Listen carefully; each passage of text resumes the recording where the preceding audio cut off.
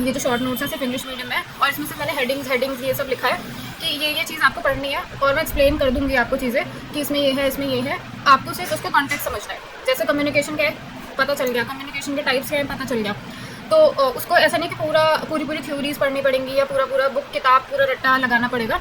सिर्फ टॉपिक और उसके कॉन्टेक्स्ट को समझना है, कॉन्सेप्ट समझ लेना है, खत्म। अभी के लिए सिर्फ इतना ही, क्योंकि टाइम के हिसाब से सारी यूनिट्स अगर देखनी है तो इतना ही होगा। और पूरा पढ़ने के लिए तो भैया कि आप पूरे 6-7 महीने एक यूनिट को एक महीना या 15-20 दिन देकर कवर करो।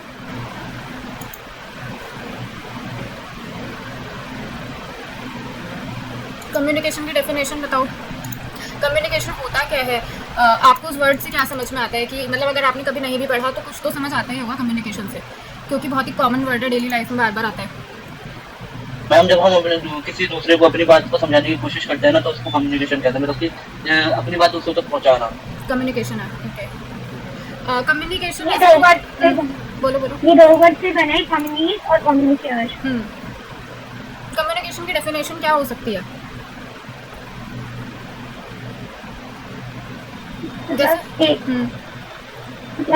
अपनी बात को दूसरे तक मतलब 2 या उससे ज़्यादा भी हो सकते हैं, 2 या उससे ज़्यादा लोगों को अपनी बात को कम्युनिकेट करना, समझाना।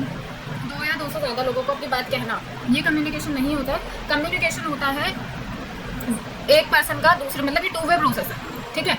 अब आप बोलोगे कि मीडिया भी है, मास मीडिया भी है, वो तो 1 वे प्रोसेस है। मतलब कम्युनिकेशन का जो कैरेक्टरिस्टिक है कि आप कुछ कम्युनिकेट कर रहे हो, आदान और प्रदान, आप उसको ले भी रहे हो, मतलब आप उस सामने वाले की बात सुन भी रहे हो और अपनी बात भी कह रहे हो, ठीक है। तो ये 2 वे प्रोसेस है, कहना और सुनना दोनों इसमें इंक्लूड होता है।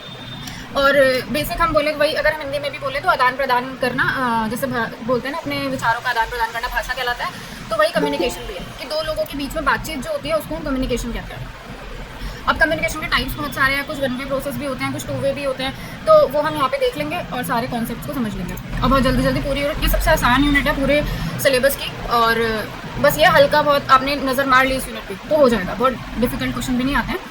बस यह है कि हमें एटलीस्ट पता होना चाहिए वर्ड क्या है, इसका मतलब क्या है। तो सबसे पहले तो कम्युनिकेशन 2 वर्ड से बना है, जैसे आपने बताया, कम्युनिस और कम्युनिकेयर, ठीक है। ये लैटिन वर्ड्स हैं दोनों, और इसका मतलब होता है टू शेयर, कुछ शेयर करना, अपने थॉट्स शेयर करना, अपनी बात शेयर करना, ये सब कुछ। इसके बाद डेफिनेशन जिसकी हमने अभी भी बात कर ली, अपने विचार एक दूसरे को बताना, किसी की सुनना, मतलब 2 वे प्रोसेस है, ये कम्युनिकेशन है। बातचीत करना, ये लैंग्वेज के थ्रू भी हो सकता है, साइंस के थ्रू भी हो सकता है, सिम्बल्स के थ्रू भी हो सकता है, और टच के थ्रू अभी हम वो सब पढ़ने वाले हैं। ये नहीं सिर्फ कहना और सुनना ही कम्युनिकेशन है, और भी बहुत सारी चीज़ें हैं।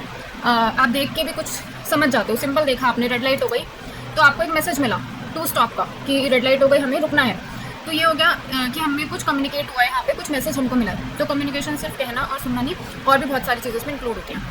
तो डेफिनेशन मैंने यहाँ लिखी नहीं है, क्योंकि ज़रूरत नहीं है मेरे ख्याल से कम्युनिकेशन की डेफिनेशन की, ना ही एग्जाम में इस तरीके के क्वेश्चन पूछे जाते हैं। ये सिर्फ किसी यूनिट को समझना है तो मतलब उसका एक इंट्रोडक्शन होता है कि डेफिनेशन देख ली, मीनिंग देख लिया, ये सब एग्जाम में आता नहीं है किसी भी यूनिट से। ना रिसर्च की डेफिनेशन आपको पूछने वाला है, ना टीचिंग की, ना कम्युनिकेशन की। अब है इफेक्टिव कम्युनिकेशन, जहाँ से क्वेश्चन आता है। तो यहाँ मैंने लिखा है इसलिए ना, क्योंकि अभी मैं आपको बताऊंगी इफेक्टिव कम्युनिकेशन क्या होता है, आपको समझ आ जाएगा। और बहुत सारे पॉइंट्स तो आप मुझे खुद ही बता दोगे कि इफेक्टिव कम्युनिकेशन में क्या क्या आ सकता है। मैं आपको मतलब बताती हूँ इफेक्टिव कम्युनिकेशन का, फिर आप मुझे पॉइंट्स बताना कि इसके अंदर क्या क्या इंक्लूड हो सकता है। इफेक्टिव कम्युनिकेशन का मतलब है जिसका कोई इफेक्ट हम पे और सामने वाले पर पड़े, ठीक है। अगर हम कुछ कम्युनिकेट कर रहे हैं तो उसका असर हम पे हो, ये नहीं जिससे मैं बोल रही हूँ, आप सुन रहे हो, आपको समझ आ रहा है, दैट मीन्स ये इफेक्टिव कम्युनिकेशन है। इसका इफेक्ट आप पर हो रहा है, आप कुछ कह रहे हो, मैं सुन रही हूँ और उसका रिप्लाई कर रही हूँ, दैट मीन्स ये इफेक्टिव कम्युनिकेशन है। अब इफेक्टिव कम्युनिकेशन के लिए हमें क्या क्या बातें ध्यान में रखनी चाहिए, वो क्वेश्चन आता है, और उसके 3-4 एग्जाम्पल हमको दे देते हैं और बोलते हैं कि बताओ इनमें से कौन कौन से कैरेक्टरिस्टिक्स इफेक्टिव कम्युनिकेशन के होने चाहिए या नहीं होने चाहिए, ऐसे करके। तो अब आप मुझे पॉइंट्स बताओ कि इफेक्टिव कम्युनिकेशन करने के लिए हमें किन बातों का ध्यान रखना चाहिए। सबसे पहले तो मैम हमारी प्रोनाउंसिएशन है, ठीक है, वो बिल्कुल अच्छी होनी चाहिए, ठीक है, 1 पॉइंट। और बताओ प्रभात, कामिनी, नीला।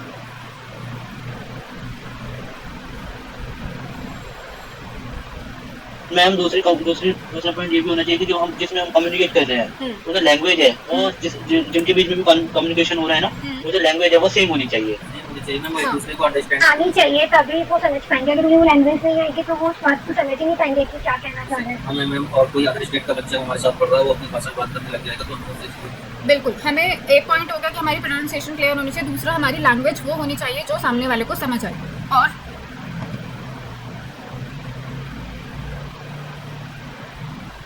और हम जो अपनी बात, जैसे कंसाइज होनी चाहिए, कंप्लीट होनी चाहिए, क्लियर होनी चाहिए, ये सब होता है 7 C's जो थे, ठीक है। तो सबसे पहली बात कंप्लीट, जैसे कि हमने शब्द प्रमाण में भी पढ़ा है, आकांक्षा, समनिधि और क्या था, आसक्ति नहीं, आकांक्षा, समनिधि, युक्ता। हाँ, तो उसमें क्या है, यही बात इसमें भी है कि हम जो बात करें वो कंप्लीट होनी चाहिए, कि आधा अधूरा सेंटेंस कह दिया, कंप्लीट होगी, इफेक्टिव कम्युनिकेशन होगा, लैंग्वेज होनी चाहिए जो आपने बोल दिया, प्रोनाउंसिएशन क्लियर होना चाहिए। इसके अलावा हमारी जो बात है हमें शॉर्ट में क्लियरली कहनी चाहिए, यानी कि एक ही पॉइंट को आप बोले ही जा रहे हो, इलाबोरेट करे ही जा रहे हो, तो सामने वाले का इंटरेस्ट खत्म हो जाएगा एक पॉइंट पर और वो सुनना बंद कर देगा, तो फिर वो इफेक्टिव यानी कि कम्युनिकेशन। लाघव होना चाहिए। हाँ भाषा विज्ञान में मुख्य रूप से लाघव पाया गया है। हाँ, इसके बाद कंप्लीट हो गया, कंसाइज हो गया, और इसके बाद क्लियर होनी चाहिए, क्लियर कम्युनिकेशन। ये नहीं कि जैसे फ़ोन में होता है, फ़ोन पे क्या होता है, वॉइस कट जाती है या नॉइस ऐड हो जाती है, तो वो क्लियर कम्युनिकेशन नहीं हो पाती, तो कभी कभी हम मिसअंडरस्टैंड भी कर लेते हैं। टेक्निकल इशू की वजह से कॉल कट जाती है और हम सोचते हैं कि सामने वाले ने हमारा फ़ोन कट दिया, तो क्लियर कम्युनिकेशन नहीं हो पाती है, या नॉइस ऐड हो जाती है, इसलिए क्लियर कम्युनिकेशन नहीं हो पाती है, ठीक है। तो ये सारे पॉइंट्स हमारे इफेक्टिव कम्युनिकेशन में आते हैं कि सिंपल लैंग्वेज यूज़ करो, मतलब ये नहीं बहुत आप गूढ़ शब्दों का और बहुत बड़े डिफिकल्ट शब्दों का प्रयोग कर रहे हो जो सामने वाले को समझ नहीं आ पा रहे हैं। सिंपल लैंग्वेज होनी चाहिए, सिंपल वर्ड्स होने चाहिए, या फिर डिपेंड करता है आप किस क्लास को पढ़ा रहे हो, बस ऐसा होना चाहिए कि सामने वाले को समझ आ जाए, ठीक है, क्लियर हो, शॉर्ट हो और सामने वाले तक पहुँचे हमारी बात, ठीक है। ये नहीं कि एक बंदा बहुत दूर बैठा है और हमें ऐसे बोले जा रहे हैं, या अगर हम रिकॉर्डिंग कर रहे हैं, जैसे हम लेक्चर रिकॉर्ड कर रहे हैं और बारिश हो रही है या टेक्निकल इशू हो रहा है, कुछ भी जिससे भी हमारी कम्युनिकेशन ब्रेक हो जाए, उन चीज़ों को हम कैसे कंट्रोल करें, उस चीज़ को कंट्रोल करके जो हम कम्युनिकेशन कर रहे हैं वो इफेक्टिव कम्युनिकेशन है। डेफिनेशन हो गई कि हमारी बात सामने वाले तक वही पहुँचे, वही मैसेज पहुँचे जो हम पहुँचाना चाहते हैं। हमें डबल मीनिंग वर्ड्स का यूज़ नहीं करना है, हमें डिफिकल्ट लैंग्वेज का यूज़ नहीं करना है, वो सब बातों का ध्यान रखना है। इफेक्टिव कम्युनिकेशन क्लासरूम कम्युनिकेशन में भी आती है कि क्लासरूम में आपको किस तरीके की कम्युनिकेशन करनी चाहिए जो इफेक्टिव हो, उसके भी यही सारे फीचर्स हैं कि क्लासरूम एनवायरनमेंट जो है वो अच्छा होना चाहिए, साइलेंट होना चाहिए, कोई नॉइस नहीं आनी चाहिए, और स्टूडेंट्स जो है वो टीचर को सुने, टीचर को जो है बहुत अच्छे मेथड्स और बहुत अच्छी स्ट्रैटेजीज़ का यूज़ करना है, बच्चों का जो इंटरेस्ट है वो अपनी तरफ बना कर रखता है, उसके लिए वो क्लास में क्वेश्चन पुट कर सकती है, टीचिंग एड्स का यूज़ कर सकती है, इन सब चीज़ों का यूज़ करके क्लासरूम कम्युनिकेशन को इफेक्टिव बनाया जा सकता है। वो जब आप 4 पॉइंट्स पढ़ोगे तो आप समझ जाओगे कि कौन से इफेक्टिव हैं और कौन से इफेक्टिव नहीं है। क्लियर है सबको इफेक्टिव कम्युनिकेशन? ओके, आगे चलते हैं। अब ये कुछ टर्म्स हैं, ठीक है, कुछ ऐसे वर्ड्स आ जाते हैं जिनके हमें मतलब नहीं पता होता, एग्जाम में फंस जाते हैं, ठीक है, इसमें बहुत सारे ऐसे वर्ड्स आ जाते हैं। तो एक वर्ड है सेमियोटिक्स। सेमियोटिक्स का मतलब होता है कि किसी भी वर्ड के पीछे से मीनिंग कैसे निकलता है। हमने संस्कृत में बहुत पढ़ा हुआ है कि गाय बोला है तो हमारे मन में एक इमेज आ जाती है कि वाइट कलर की है और इसकी एक पूंछ है, इसके 2 सींग हैं, इस तरीके की। और दूसरा जो हम समझाना चाहते हैं, अगर हमने कोई वर्ड बोला है तो सामने वाला भी उसी मीनिंग को समझे, ये सेमियोटिक्स है। ये नहीं कि आप तो उसको नील गाय की बात कर रहे थे और वो नॉर्मल गाय को समझ रहा था। जैसे बहुत सारे वर्ड डबल मीनिंग भी होते हैं, तो डबल मीनिंग में जैसे हम लोग अपने क्या बोलते हैं गॉसिप्स करते हैं और फिर हम डबल मीनिंग लैंग्वेज का यूज़ करते हैं, तो हम कहना कुछ चाहते हैं, सामने वाला कुछ और समझता है, फिर हम ऐसे मजाक करते हैं, वो सब तो सेमियोटिक्स है। अगर हम कम्युनिकेशन कर रहे हैं, क्लासरूम कम्युनिकेशन ऑफिशियल हो सकती है, प्रोफेशनल हो सकती है, कोई भी, तो जो मीनिंग हम देना चाहते हैं वही मीनिंग सामने वाले तक पहुँचे। ये नहीं कि हम कह कुछ रहते हैं वो समझ कुछ गया क्योंकि हमने मल्टीपल मीनिंग वाले वर्ड्स का यूज़ किया, या हम जो सिंबल्स यूज़ कर रहे हैं, साइंस यूज़ कर रहे हैं, वो भी वही मीनिंग दे जो वो है। जैसे रेड लाइट का एक ही मीनिंग है कि रुक जाओ, ठीक है, जो मीनिंग देना चाहता था वही मीनिंग हमने समझा। तो वो अब ट्रैफिक पुलिस वाला हमें साइंस देता है बहुत सारे, वो सिर्फ इशारे करता है और हम उन इशारों को समझ के वही अर्थ उसका लेते हैं जो वो देना चाहता है। तो सेमियोटिक्स है कि मीनिंग कैसे बन रहा है, मीनिंग कैसे ट्रांसफ़र हो रहा है, और जो मीनिंग हम देना चाहते हैं वही मीनिंग हो, मतलब वर्ड के पीछे का जो मीनिंग है उसको हम सेमियोटिक्स कहते हैं। इसके बाद साइन और सिंबल में क्या फ़र्क है? साइन और सिंबल वर्ड बहुत बार आपने सुना होंगे और आप लोग सोचते होंगे कि हमें तो साइन और सिंबल का मतलब पता है। तो बताओ साइन से आप क्या समझते हो और सिंबल से आप क्या समझते हो? साइन किसको बोलोगे एग्जाम्पल देके बताओ, और सिंबल किसको बोलोगे इसका भी एग्जाम्पल देके बताओ। सिंबल तो हम जैसे पिक्चर, मतलब कुछ पिक्चर को देख के या फिर किसी मतलब कुछ समझाना, मतलब कुछ समझ भी सकते हैं और समझा भी सकते हैं सिंबल से। और सिंबल, जैसे सिंबल आपने अशोक चक्र एक सिंबल है या साइन है, से बहुत बड़ी बातें जो लिख के बताई जाती है वो सिंबल से ही आदमी समझ जाता है कि ये होना है। एक तरीके से जैसे हमें मास्क पहनना है तो विदाउट मास्क वाले पे क्रॉस रहता है और मास्क पहनने वाले पे टिक रहता है, इस तरीके से सिंबल। तो साइन और सिंबल में ये डिफरेंस है कि जो साइन होता है उसका एक ही मीनिंग होता है, ठीक है, और जो सिंबल होता है उसकी मल्टीपल मीनिंग भी हो सकते हैं, ठीक है। साइन और सिंबल में ये फ़र्क होता है, साइन सिर्फ और सिर्फ एक ही मीनिंग को बताएगा और सिंबल जो है वो मल्टीपल मीनिंग्स को भी बता सकता है। अब जैसे एक अशोक चक्र है, वो एक सिंबल है, ठीक है, और वो कितने सारे मीनिंग्स हमको देता है। कि शांति का है, और मतलब इंग्लिश में भी हम पढ़ते हैं। अब सिर्फ एक हम अपने तिरंगे के कितने सारे हमने मीनिंग बना रखे हैं कि ये हरियाली का है, ये पीस का है, ये इस चीज़ का है, उस चीज़ का है, पूरा हमने बुक उसमें बना रखे हैं सिंबल की डेफिनेशन पे। तो सिंबल है मल्टीपल मीनिंग वाला होता है, साइन सिर्फ सिंगल मीनिंग वाला होता है। आगे चलते हैं टाइप्स पे। अब कम्युनिकेशन के टाइप्स जहाँ से क्वेश्चन पूछे जाते हैं, ठीक है, यहाँ से इफेक्टिव कम्युनिकेशन से क्वेश्चन आ सकते हैं। इसके बाद टाइप्स में तो आते हैं 5 क्वेश्चन आने हैं, तो मान लो यही एक मेजर हमारे पास है जिसमें से क्वेश्चन पूछे जा सकते हैं। तो टाइप्स में सबसे पहले 2 टाइप्स में डिवाइड किया हुआ है, एक वर्बल कम्युनिकेशन और एक नॉन वर्बल कम्युनिकेशन। वर्बल से आप लोग क्या समझते हो?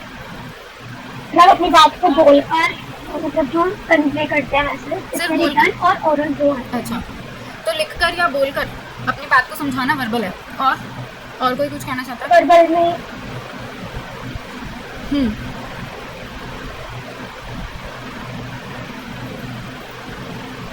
मैम जब हम फेस टू फेस आमने सामने बैठकर किसी को अपनी बात समझाते हैं ना, तो वो वर्बल लैंग्वेज में आता है।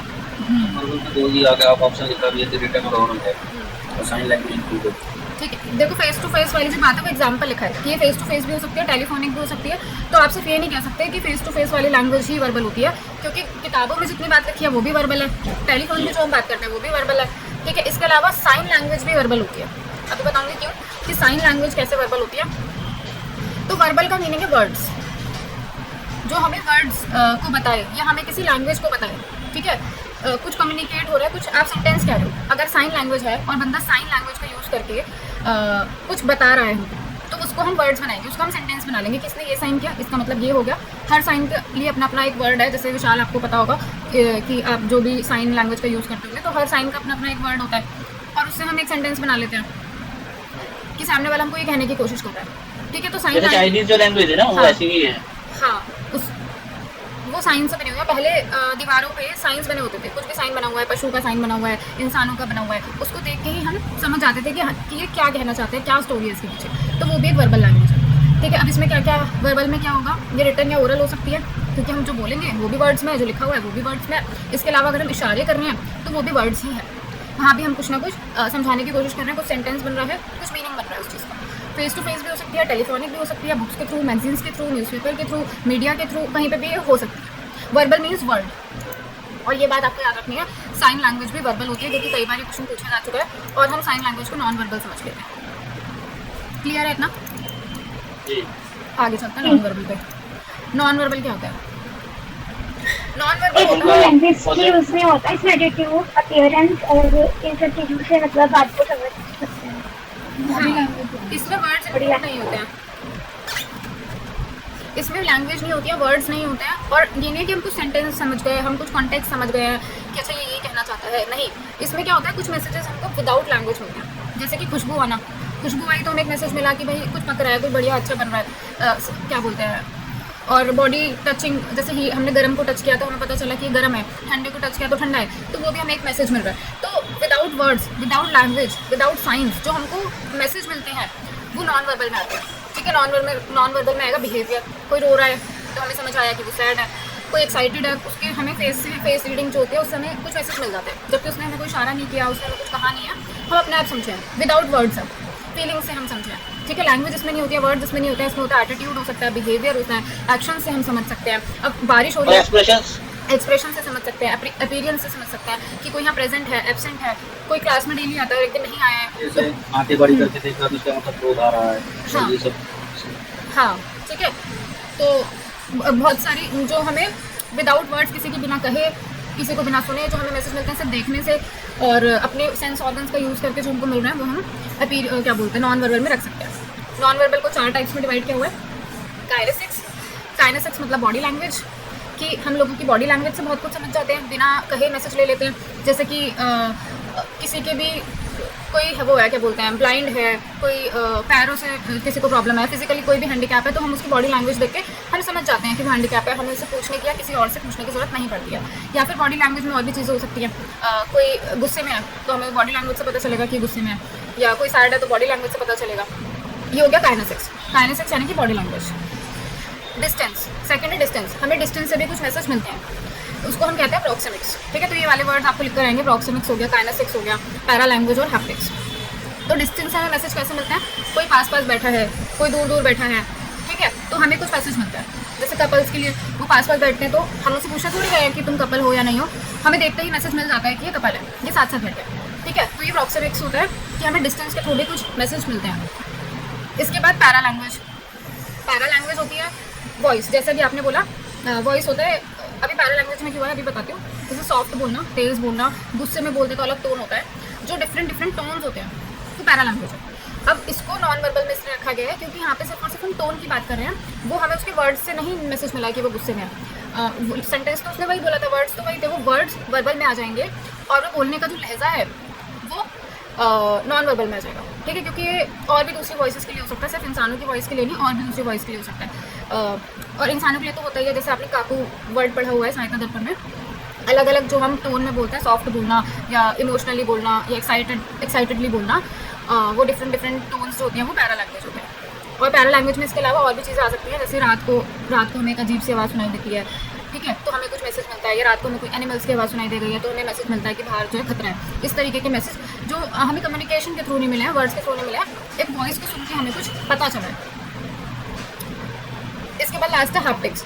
हाँ, डिस्टेंस प्रॉक्सिमिक्स इसका मतलब क्या है? प्रॉक्सिमिक्स डिस्टेंस के थ्रू जो हमें मैसेज मिलते हैं, जैसे कोई पास पास बैठा है तो हमें कुछ मैसेज मिलेगा, कोई दूर बैठा है तो हमें पता चलेगा स्ट्रेंजर्स हैं, एक दूसरे को नहीं जानते हैं, पास बैठे हैं मतलब ये आपस में एक दूसरे को जानते हैं, इस तरीके के मैसेजेस। जैसे आप रोड पे देखते हो कि कोई लोग जो है डॉग्स को बहुत प्यार करते हैं, तो सारे डॉग्स उनके पीछे पीछे चलने लगते हैं, तो उस डिस्टेंस को देख के हमें पता चलता है कि ये बंदा डॉग लवर है, या ये जो डॉग्स हैं इस बंदे को जानते हैं, तो डिस्टेंस से हमें पता चला। या कुछ लोग होते हैं डॉग से इतना डरते हैं कि डॉग 1 किलोमीटर दूर भी होगा तो पहले से ही दूर खड़े हो जाएंगे कि कोई आए तो हम जाएं, इस तरीके का बिहेवियर, तो हमें पता चलता है कि वो डॉग से बहुत डरता है। तो डिस्टेंस के थ्रू जो हमें मैसेज मिलता है प्रॉक्सिमिक्स होता है। क्लियर है? आगे है हैप्टिक्स। हैप्टिक्स है जो हमें टच के थ्रू मैसेज मिलता है, इसमें एक मिसिंग है वो स्मेल वाला, अभी बताती हूँ, ऑप्टिमिक्स ऐसे कुछ है। तो हैप्टिक्स होता है टच के थ्रू हमें मैसेज मिलता है, जैसे मैंने बोला गर्म ठंडा, ये सब हमें टच के थ्रू मिलता है। इसके अलावा रिलेशंस में भी हमको टच के थ्रू बहुत सारे मैसेज मिलते हैं, या गुड टच बैड टच आपने जो पढ़ा हुआ है उससे भी हमको मैसेज मिलता है, तो टच के थ्रू जो हमें मैसेज मिलता है वो हैप्टिक्स होता है। इतना क्लियर है? स्मेल वाले का नाम याद है क्या? एक था ना कि हमको स्मेल से भी कुछ मैसेज मिलता है, उसका जो नाम है प्रॉक्सिमिक्स के टाइप का, वहाँ चला गया ये।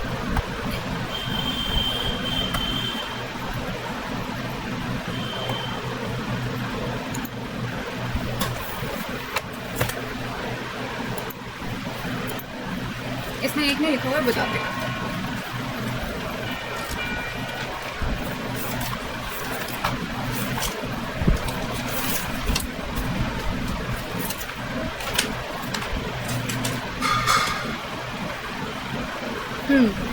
ऑल्फाटिक्स यहाँ पे लिख देती हूँ। ऑल्फाटिक्स होता है कि हमें स्मेल के थ्रू कुछ मैसेज मिलता है, जैसे गुड स्मेल, बैड स्मेल, जलने की स्मेल, ठीक है, आग लगने की स्मेल। जब वायर्स में आग लगती है, हमारे कोई शॉर्ट सर्किट हो जाता है, तो हमें स्मेल के थ्रू पता चलता है कि कहीं पे आग लगी हुई है, कहीं पे शॉर्ट सर्किट हुआ हुआ है, खाना जल जाता है किचन में, तो हमको स्मेल के थ्रू मैसेज मिलता है कि खाना जो है वो जल गया। इसके अलावा हमें कभी कभी गंदी स्मेल आती है तो हमें लगता है कि जैसे हम कूड़े के ढेर के पास से जाते हैं तो हमें पता चलता है आसपास कूड़े का ढेर है, आसपास नाला है, या बहुत अच्छी खुशबू आती है तो पता चलता है आसपास गार्डन है। तो जो स्मेल के थ्रू मैसेज मिलता है उसको हम ऑल्फाटिक्स कहते हैं।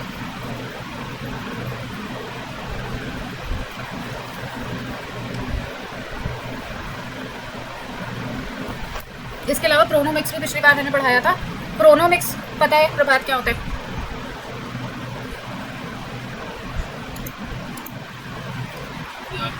प्रोनोमिक्स होता है सेंस ऑफ टाइम, टाइम के थ्रू जो हमको मैसेज मिलता है। अब आप बोलोगे टाइम से हमको क्या ही मैसेज मिल सकता है, तो ये बताएगा टाइम के थ्रू हमें कैसे मैसेज मिलता है। हाँ, मिल जाता है टाइम के मैसेज। मैम जैसे टाइम पर ना रखा है तो पता चलता है कि इससे हमें ये काम करना है। ओके, और दीपिका क्या बोल रहे थे? मैम जैसे दिन हो गया, अब रात हो गई, ये वाला टाइम नहीं, ये वाला टाइम नहीं, डे, चलो वो तो ठीक है, सब अपने अपने तरीके से मैसेज लेते हैं। और भी बताओ एग्जांपल्स।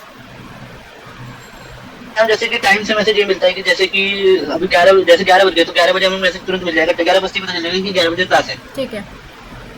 और ये कोई हमें बताएगा नहीं, ठीक है। अब जैसे एक एग्जांपल मैं देता हूँ, जैसे कि दुकान बंद करने का टाइम है, ठीक है, तो दुकान बंद करने के लिए ये कोई ये बोलेगा कि देखो रात के 8 बज गए, हाँ तो अपने आप समझ जाएगा कि दुकान बंद करनी है, वो ये नहीं बोलेगा कि दुकान बंद कर दो, ठीक है इस तरह से। ठीक है। और प्रोनोमिक्स में आ सकता है जैसे कोई स्टूडेंट जो है हमेशा लेट आता है, ठीक है, तो उसके लेट आने से हमको कुछ मैसेज मिलता है कि ये रिस्पॉन्सिबल है, ये रिस्पॉन्सिबल नहीं है, या ये इसको इंटरेस्ट नहीं है, ठीक है, तो ये हो गया हमें टाइम से मैसेज मिल रहा है। और जो आपने बोला कि भाई ये टाइम हो चुका है तो शॉप्स क्लोज हो चुकी होंगी, ये टाइम है मार्केट क्लोज होगी, ये डे है आज शॉप्स ये वाला क्लिनिक बंद होगा, तो टाइम से जो भी हमको मैसेज मिलते हैं उसको हम प्रोनोमिक्स कहते हैं। तो हमने पढ़ा है काइनेसिक्स, प्रॉक्सिमिक्स, पैरालैंग्वेज, हैप्टिक्स और प्रोनोमिक्स मैंने बोल दिया शायद, तो टोटल 5 और ऑल्फाटिक्स, टोटल हमने 6 पढ़े हैं। एक बार रिपीट करो सारे नाम, कौन करेगा? अभी देख के कर लो चलो एक बार, फिर उसके बाद शायद आपको याद हो जाएगा। पहला किनेसिक्स, बॉडी लैंग्वेज, दूसरा है डिस्टेंस, प्रोनोमिक्स, प्रॉक्सिमिक्स, प्रॉक्सिमिक्स, तीसरा में पैरा लैंग्वेज, वॉइस, और चौथा में टच, हैप्टिक्स, और पांचवा अल्फाटिक्स जो स्मेल की से पता चलता है, और छठा प्रोनोमिक्स जो मतलब एक समय के आधार पर करते हैं, सभी 8:30 बज जाते हैं। ठीक है। काम नहीं बताओगे सारे नाम? Types of non verbal communication. Kinesics, body language और वॉइस, पैरा लैंग्वेज भी आएगा ना इसमें, तो वॉइस वाला होता है, और प्रॉक्सिमल था और एक टच वाला भी था, अल्फाटिक्स में जो था हैप्टिक्स में था, एक छुट्टियाँ शायद, ईला क्योंकि मैंने 4 ही किए थे, मैंने 4 ही किए कोई हैं। नहीं। ईला आप बताओगे? दीपिका? मैम एक पहला काइनेसिक्स, बॉडी लैंग्वेज, फिर पैरा लैंग्वेज, वॉइस, फिर अल्फाटिक्स, स्मेल, और फिर टच, हैप्टिक्स, और प्रोनोमिक्स, सेंस ऑफ टाइम, और प्रॉक्सिमिक्स, डिस्टेंस। ठीक है, ओके, अब आगे चलते हैं, इसको आप रिवाइज कर लेना एक बार। इसके बाद है वर्बल और नॉन वर्बल में से दोनों में से कौन सी कम्युनिकेशन ज़्यादा स्ट्रॉन्ग होती है। फॉर एग्जाम्पल अगर आपके सामने वर्बल कम्युनिकेशन है और नॉन वर्बल कम्युनिकेशन भी है, तो आप किस पे ज़्यादा बिलीव करोगे? वर्बल पे बिलीव करोगे। चलो एग्जाम्पल के लिए मैंने आपसे कहा, वर्बल कम्युनिकेशन की बात कर रही हूँ, मैंने आपसे कहा कि कल बारिश होगी, ये वर्बल है। अब कल आ गया है और आपने नॉन वर्बल के थ्रू देखा बारिश नहीं हुई, अब आप किस पे बिलीव करोगे? तो नॉन वर्बल पे कौन सा ज़्यादा स्ट्रॉन्ग लगा? कौन सा ज़्यादा स्ट्रॉन्ग है, वर्बल या नॉन वर्बल? Non verbal. और के बाद तो नॉन वर्बल। नॉन वर्बल ही ज़्यादा स्ट्रॉन्ग होता है, क्योंकि वो हम अपने सेंस ऑर्गन्स के थ्रू देखते हैं, और जो हम देखते हैं हम उस पर ज़्यादा बिलीव करते हैं, जो हम सुनते हैं उस पर हम, अगर दोनों चीज़ साथ में हों, ऑब्वियसली हम आंखों देखे पे ज़्यादा विश्वास करते हैं, ना कि सुने हुए पे ज़्यादा विश्वास करते हैं। तो वर्बल और नॉन वर्बल अगर दोनों चीज़ें होंगी, दोनों कंट्राडिक्टरी होंगी, तो नॉन वर्बल कम्युनिकेशन ज़्यादा स्ट्रॉन्ग होती है, और ज़्यादातर लोग नॉन वर्बल पे ज़्यादा बिलीव करते हैं, क्योंकि वो उन्होंने खुद फील किया है, चाहे वो टच के थ्रू हो, सुनने के थ्रू हो, देखने के थ्रू हो, कैसा भी हो, तो नॉन वर्बल पे हम ज़्यादा विश्वास करते हैं। समझ आ गया होगा कि कैसे। हमने किताबों में 100 बातें पढ़ी हुई हैं जो कि वर्बल है, लेकिन अगर वो रियल लाइफ में नहीं हो रही हैं और हम उसको नॉन वर्बल के थ्रू नहीं देख पा रहे हैं, नहीं फील कर पा रहे हैं, तो हम उसी पे विश्वास करेंगे नॉन वर्बल पे, और हम बोलेंगे कि जो हमने देखा, जो हमने पढ़ा था वो गलत है। तो नॉन वर्बल कम्युनिकेशन क्या होती है, हम उसमें ज़्यादा बिलीव करते हैं इन कंपैरिजन टू वर्बल। ये क्वेश्चन प्रीवियस ईयर में आया हुआ है, इसलिए हम लिखा हुआ है। सारा जो नोट्स है वो प्रीवियस ईयर के बेसिस पे है, जिससे कि जितने भी इंपॉर्टेंट टॉपिक्स है वो कवर हो जाए। आगे चल रहे हैं, कुछ कम्युनिकेशन के टाइप्स हैं, ठीक है। वर्बल नॉन वर्बल तो 2 कैटेगरीज हो गई, और कुछ और है जिसको हमें जानना है। तो है अपवर्ड कम्युनिकेशन और डाउनवर्ड कम्युनिकेशन, ठीक है। अपवर्ड या डाउनवर्ड, जिसको हम वर्टिकल कम्युनिकेशन कहते हैं। अपवर्ड और डाउनवर्ड दोनों ही वर्टिकल होंगे। इसके अलावा एक होती है हॉरिजॉन्टल कम्युनिकेशन, एक होती है डायगोनल कम्युनिकेशन। डायगोनल्स कैसे होते हैं, जैसे स्क्वायर या रेक्टेंगल होते हैं, तो एक कॉर्नर से दूसरे कॉर्नर को टच करना, जो लाइन हम खींचते हैं बीच में क्रॉस बना के, उसको हम कहते हैं डायगोनल्स, ठीक है। डायगोनल्स जो होते हैं वो क्रॉस में बनते हैं, तो इसीलिए डायगोनल कम्युनिकेशन को क्रॉस वाइज कम्युनिकेशन भी कहते हैं। नाम से भी समझ जाओगे, डायगोनल मतलब क्रॉस वाइज। क्रॉस वाइज मतलब हो सकता है एक दूसरे को क्रॉस कर रहे हैं कम्युनिकेशन में, वो भी डेफिनेशन बताऊंगी तो समझ जाओगे। तो ये तो होगी 4 कैटेगरीज, अपवर्ड, डाउनवर्ड, हॉरिजॉन्टल और डायगोनल, ठीक है। ये मैथ्स वाले टर्म है, और अपवर्ड और डाउनवर्ड दोनों ही वर्टिकल होते हैं। अगर एग्जाम में वर्टिकल कम्युनिकेशन लिखकर आ जाए तो समझ लेना अपवर्ड और डाउनवर्ड दोनों की बात की जा रही है। अब ये अपवर्ड कम्युनिकेशन क्या होता है, मालूम है किसी को? अपवर्ड और डाउनवर्ड होते क्या है? ये नीचे से ऊपर की ओर जाना और ऊपर से नीचे की ओर आना। ये डेफिनेशन दोगे? मैं उदाहरण बता रहा हूँ कि अपवर्ड का है मतलब जब नीचे का कर्मचारी ऊपर की तरफ मैसेज भेजता है और जो डाउनवर्ड होता है, जो मैनेजर होता है, नीचे के कर्मचारी यानी कलर के सुपरवाइजर उस तक मैसेज भेजता है। ठीक है। दोनों का एक कंपैरिजन होता है, दोनों मिलकर बनते हैं, उसका नाम याद नहीं आ रहा, वो हॉरिजॉन्टल होता है, वर्टिकल होता है ना, दोनों मैच होकर बैठे होते हैं। ठीक है, तो अपवर्ड कम्युनिकेशन होता है जब एक लोअर हायरार्की का बंदा, मतलब लोअर लेवल का बंदा अपर लेवल के बंदे से बात करे, तो ये अपवर्ड कम्युनिकेशन होता है। ये किसी भी फील्ड में हो सकता है, ठीक है। जैसे कि क्लर्क का मैनेजर से बात करना, या किसी भी बंदे का अपने लेवल से ऊपर के लेवल से बंदे से बात करने को अपवर्ड कम्युनिकेशन कहते हैं। इसके अपोजिट जब अपर लेवल का बंदा लोअर लेवल के बंदे से बात करेगा तो उसको डाउनवर्ड कम्युनिकेशन कहते हैं। इसमें आपको एग्जाम्पल भी आ सकता है, एग्जाम में कोई भी दो पर्सन्स, मैनेजर दे दिया, क्लर्क दे दिया, या पीएम दे दिया, सीएम दे दिया, मतलब दो कोई भी पोस्ट वो आपको दे सकते हैं और बोलेंगे कि भाई सीएम ने जो है डिस्ट्रिक्ट एमएलए या जो भी है उससे ये मैसेज दिया है या उससे ये बात की है, तो ये किस टाइप की कम्युनिकेशन होगी?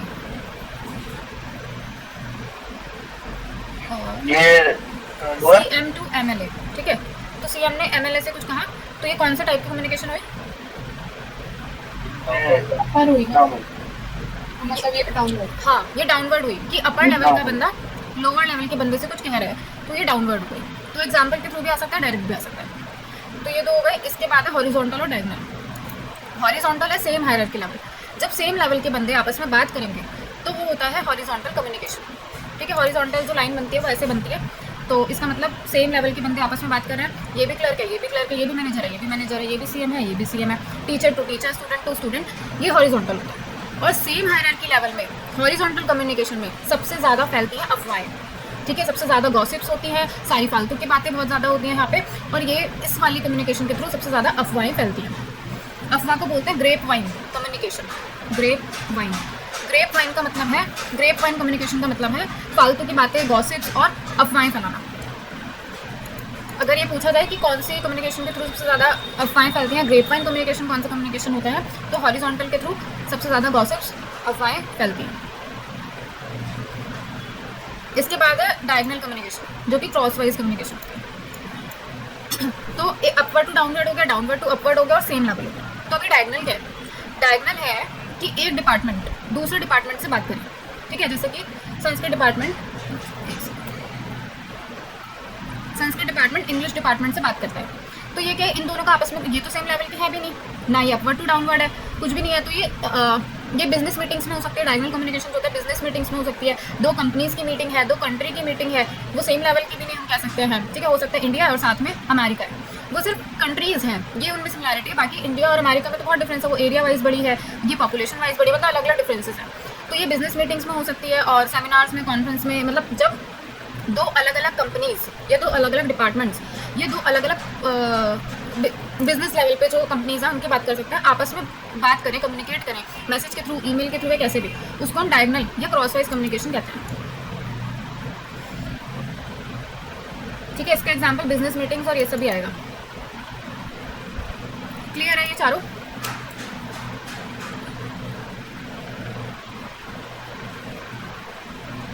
विशाल समझ आ रहे हैं? जी मैम। आगे चलते हैं फिर इंट्रापर्सनल और इंटरपर्सनल, ठीक है। ये आपस में को रिलेटेड है, ये आपस में को रिलेटेड है। इंटर और इंट्रा एक दूसरे का अपोजिट होते हैं। पहले इंट्रा को समझ लो, ठीक है। स्पेलिंग में भी डिफरेंस है हर चीज़ में और आता भी है एग्जाम में। इंट्रा होता है अपने आप से बात करना। अपने आप से बात करना जैसे कहते हैं ना कि कुछ लोगों को अपने आप से बात करने की बड़ी आदत होती है, अकेले रहने की आदत होती है, तो वो इंट्रापर्सनल कम्युनिकेशन में बिलीव करते हैं, मतलब करते हैं लोग अपने आप से भी बातें। तो अपने आप से बात करना इंट्रापर्सनल होता है, इंट्रापर्सनल कम्युनिकेशन होता है। और दो लोगों में बात होना, सिर्फ और सिर्फ दो लोगों की बात कर रही हूँ, मतलब मीडिया के लेवल पे नहीं है, लार्ज कम्युनिकेशन नहीं है, सेमिनार नहीं है, कुछ नहीं है। दो लोगों में आपस में जो बात होती है उसको इंटरपर्सनल कम्युनिकेशन कहते हैं, ठीक है। अभी इसमें एग्जांपल टेलीफोन पे आ सकता है। टेलीफोन पे दो लोग आपस में बात करते हैं, दो फ्रेंड्स आपस में बात करते हैं, कोई भी दो लोग जो आपस में बात करें वो इंटरपर्सनल कम्युनिकेशन करते हैं। और जब बंदा अपने आप से बात करे तो उसको इंट्रापर्सनल कम्युनिकेशन कहते हैं। क्लियर है? इसके तीन वर्बल और नॉन वर्बल नहीं आ जाएगा ना? ये नहीं, ये अलग है। अब इसका वर्बल और नॉन वर्बल से कुछ लेना देना नहीं है। हो सकता है वर्बल हो, नॉन वर्बल हो, इंटर वर्बल भी हो सकती है, नॉन वर्बल भी हो सकती है, इंट्रा भी वर्बल हो सकती है, नॉन वर्बल भी हो सकती है। तो इसका कोई उनसे लेना देना नहीं है, अलग है। वो तो सिर्फ दो कैटेगरीज हैं कि कोई भी कम्युनिकेशन वर्बल या नॉन वर्बल होती है। इंटरपर्सनल की 3 स्टेजेस हैं। इंटरपर्सनल कौन सी होती है? जो 2 पर्सन में होती है। तो एक है फेटिक स्टेज, एक है पर्सनल स्टेज और एक है इंटीमेट स्टेज। तो फेटिक स्टेज होती है जब हम 2 लोग आपस में बात करते हैं, तो सबसे पहले तो फेटिक स्टेज होती है कि ग्रीटिंग्स, हाय हेलो करना, ठीक है। हाय हेलो करना ग्रीटिंग्स होता है कि नमस्ते कर ली, हाय हेलो कर लिया, गुड मॉर्निंग कर ली, ये सब ग्रीटिंग देना होता है। तो ये वाली कम्युनिकेशन को हम बोलते हैं फेटिक स्टेज। कुछ लोग सिर्फ इतनी ही बात करते हैं इंटरपर्सनल में, सिर्फ हाय हेलो करी, तो वो ग्रीटिंग डे से फेटिक स्टेज तक बात करी। कुछ लोग इसके आगे भी बात करते हैं पर्सनल, जिसको हम पर्सनल स्टेज बोलते हैं। पर्सनल में क्या होता है? Formal communication. इसमें क्या है? इसमें तो सिर्फ ग्रीटिंग दी, गुड मॉर्निंग या हाय हेलो। इसमें क्या है? हालचाल पूछ लिया और फैमिली कैसी है, फैमिली में सब कैसे हैं। फॉर्मल कम्युनिकेशन, कुछ भी बहुत पर्सनल नहीं, सिर्फ फॉर्मल लेवल तक। ये बिजनेस लेवल पे हो सकती है, या आप अपने टीचर के साथ कर सकते हो, या आपके जो बहुत क्लोज फ्रेंड्स नहीं है उनके साथ करते हो कि और घर में सब ठीक और सब कैसा चल रहा है। मतलब फॉर्मल, बहुत ज़्यादा इंटीमेसी नहीं, बहुत ज़्यादा पर्सनल क्वेश्चन नहीं, इमोशनल लेवल पे नहीं, सिर्फ फॉर्मल, ठीक है। तो उसको हम बोलते हैं पर्सनल स्टेज। सेकंड स्टेज होगी, पहले ग्रीटिंग किया, फिर फॉर्मली क्वेश्चन पूछ लिए सब कैसे हैं ये सब, फिर है इंटीमेट स्टेज। इंटीमेट स्टेज होती है कि बहुत ज़्यादा डीप जाना बातों में, और वो हम अपने से क्लोज फ्रेंड्स या क्लोज रिलेशनशिप्स में ही करते हैं, ठीक है। बहुत डीप बातें पूछना, अपने घर की पर्सनल बातें बताना, अपनी फाइनेंशियल कंडीशन, इकोनॉमिकल जो भी है, अपना इमोशनल स्टेज शेयर करना, वो सब इंटीमेसी में आता है, इंटीमेट स्टेज में आता है। कि इसमें आप इनफॉर्मल बातें करते हो, डीप बातें करते हो, इमोशनल बातें करते हो, और जो भी आपकी पर्सनल फीलिंग्स हैं उसको शेयर करते हो। तो ये आप अपने क्लोज वंस के साथ ही इसी स्टेज में बात करते हो। तो इंटरपर्सनल की 3 स्टेज हो गई, फेटिक जिसमें सिर्फ ग्रीटिंग्स होंगी, पर्सनल जिसमें सिर्फ हालचाल पूछना है, फॉर्मल कम्युनिकेशन होगा, इंटीमेट स्टेज पे हम इनफॉर्मल बातें करते हैं और इमोशनली इन्वॉल्व होते हैं। क्लियर है?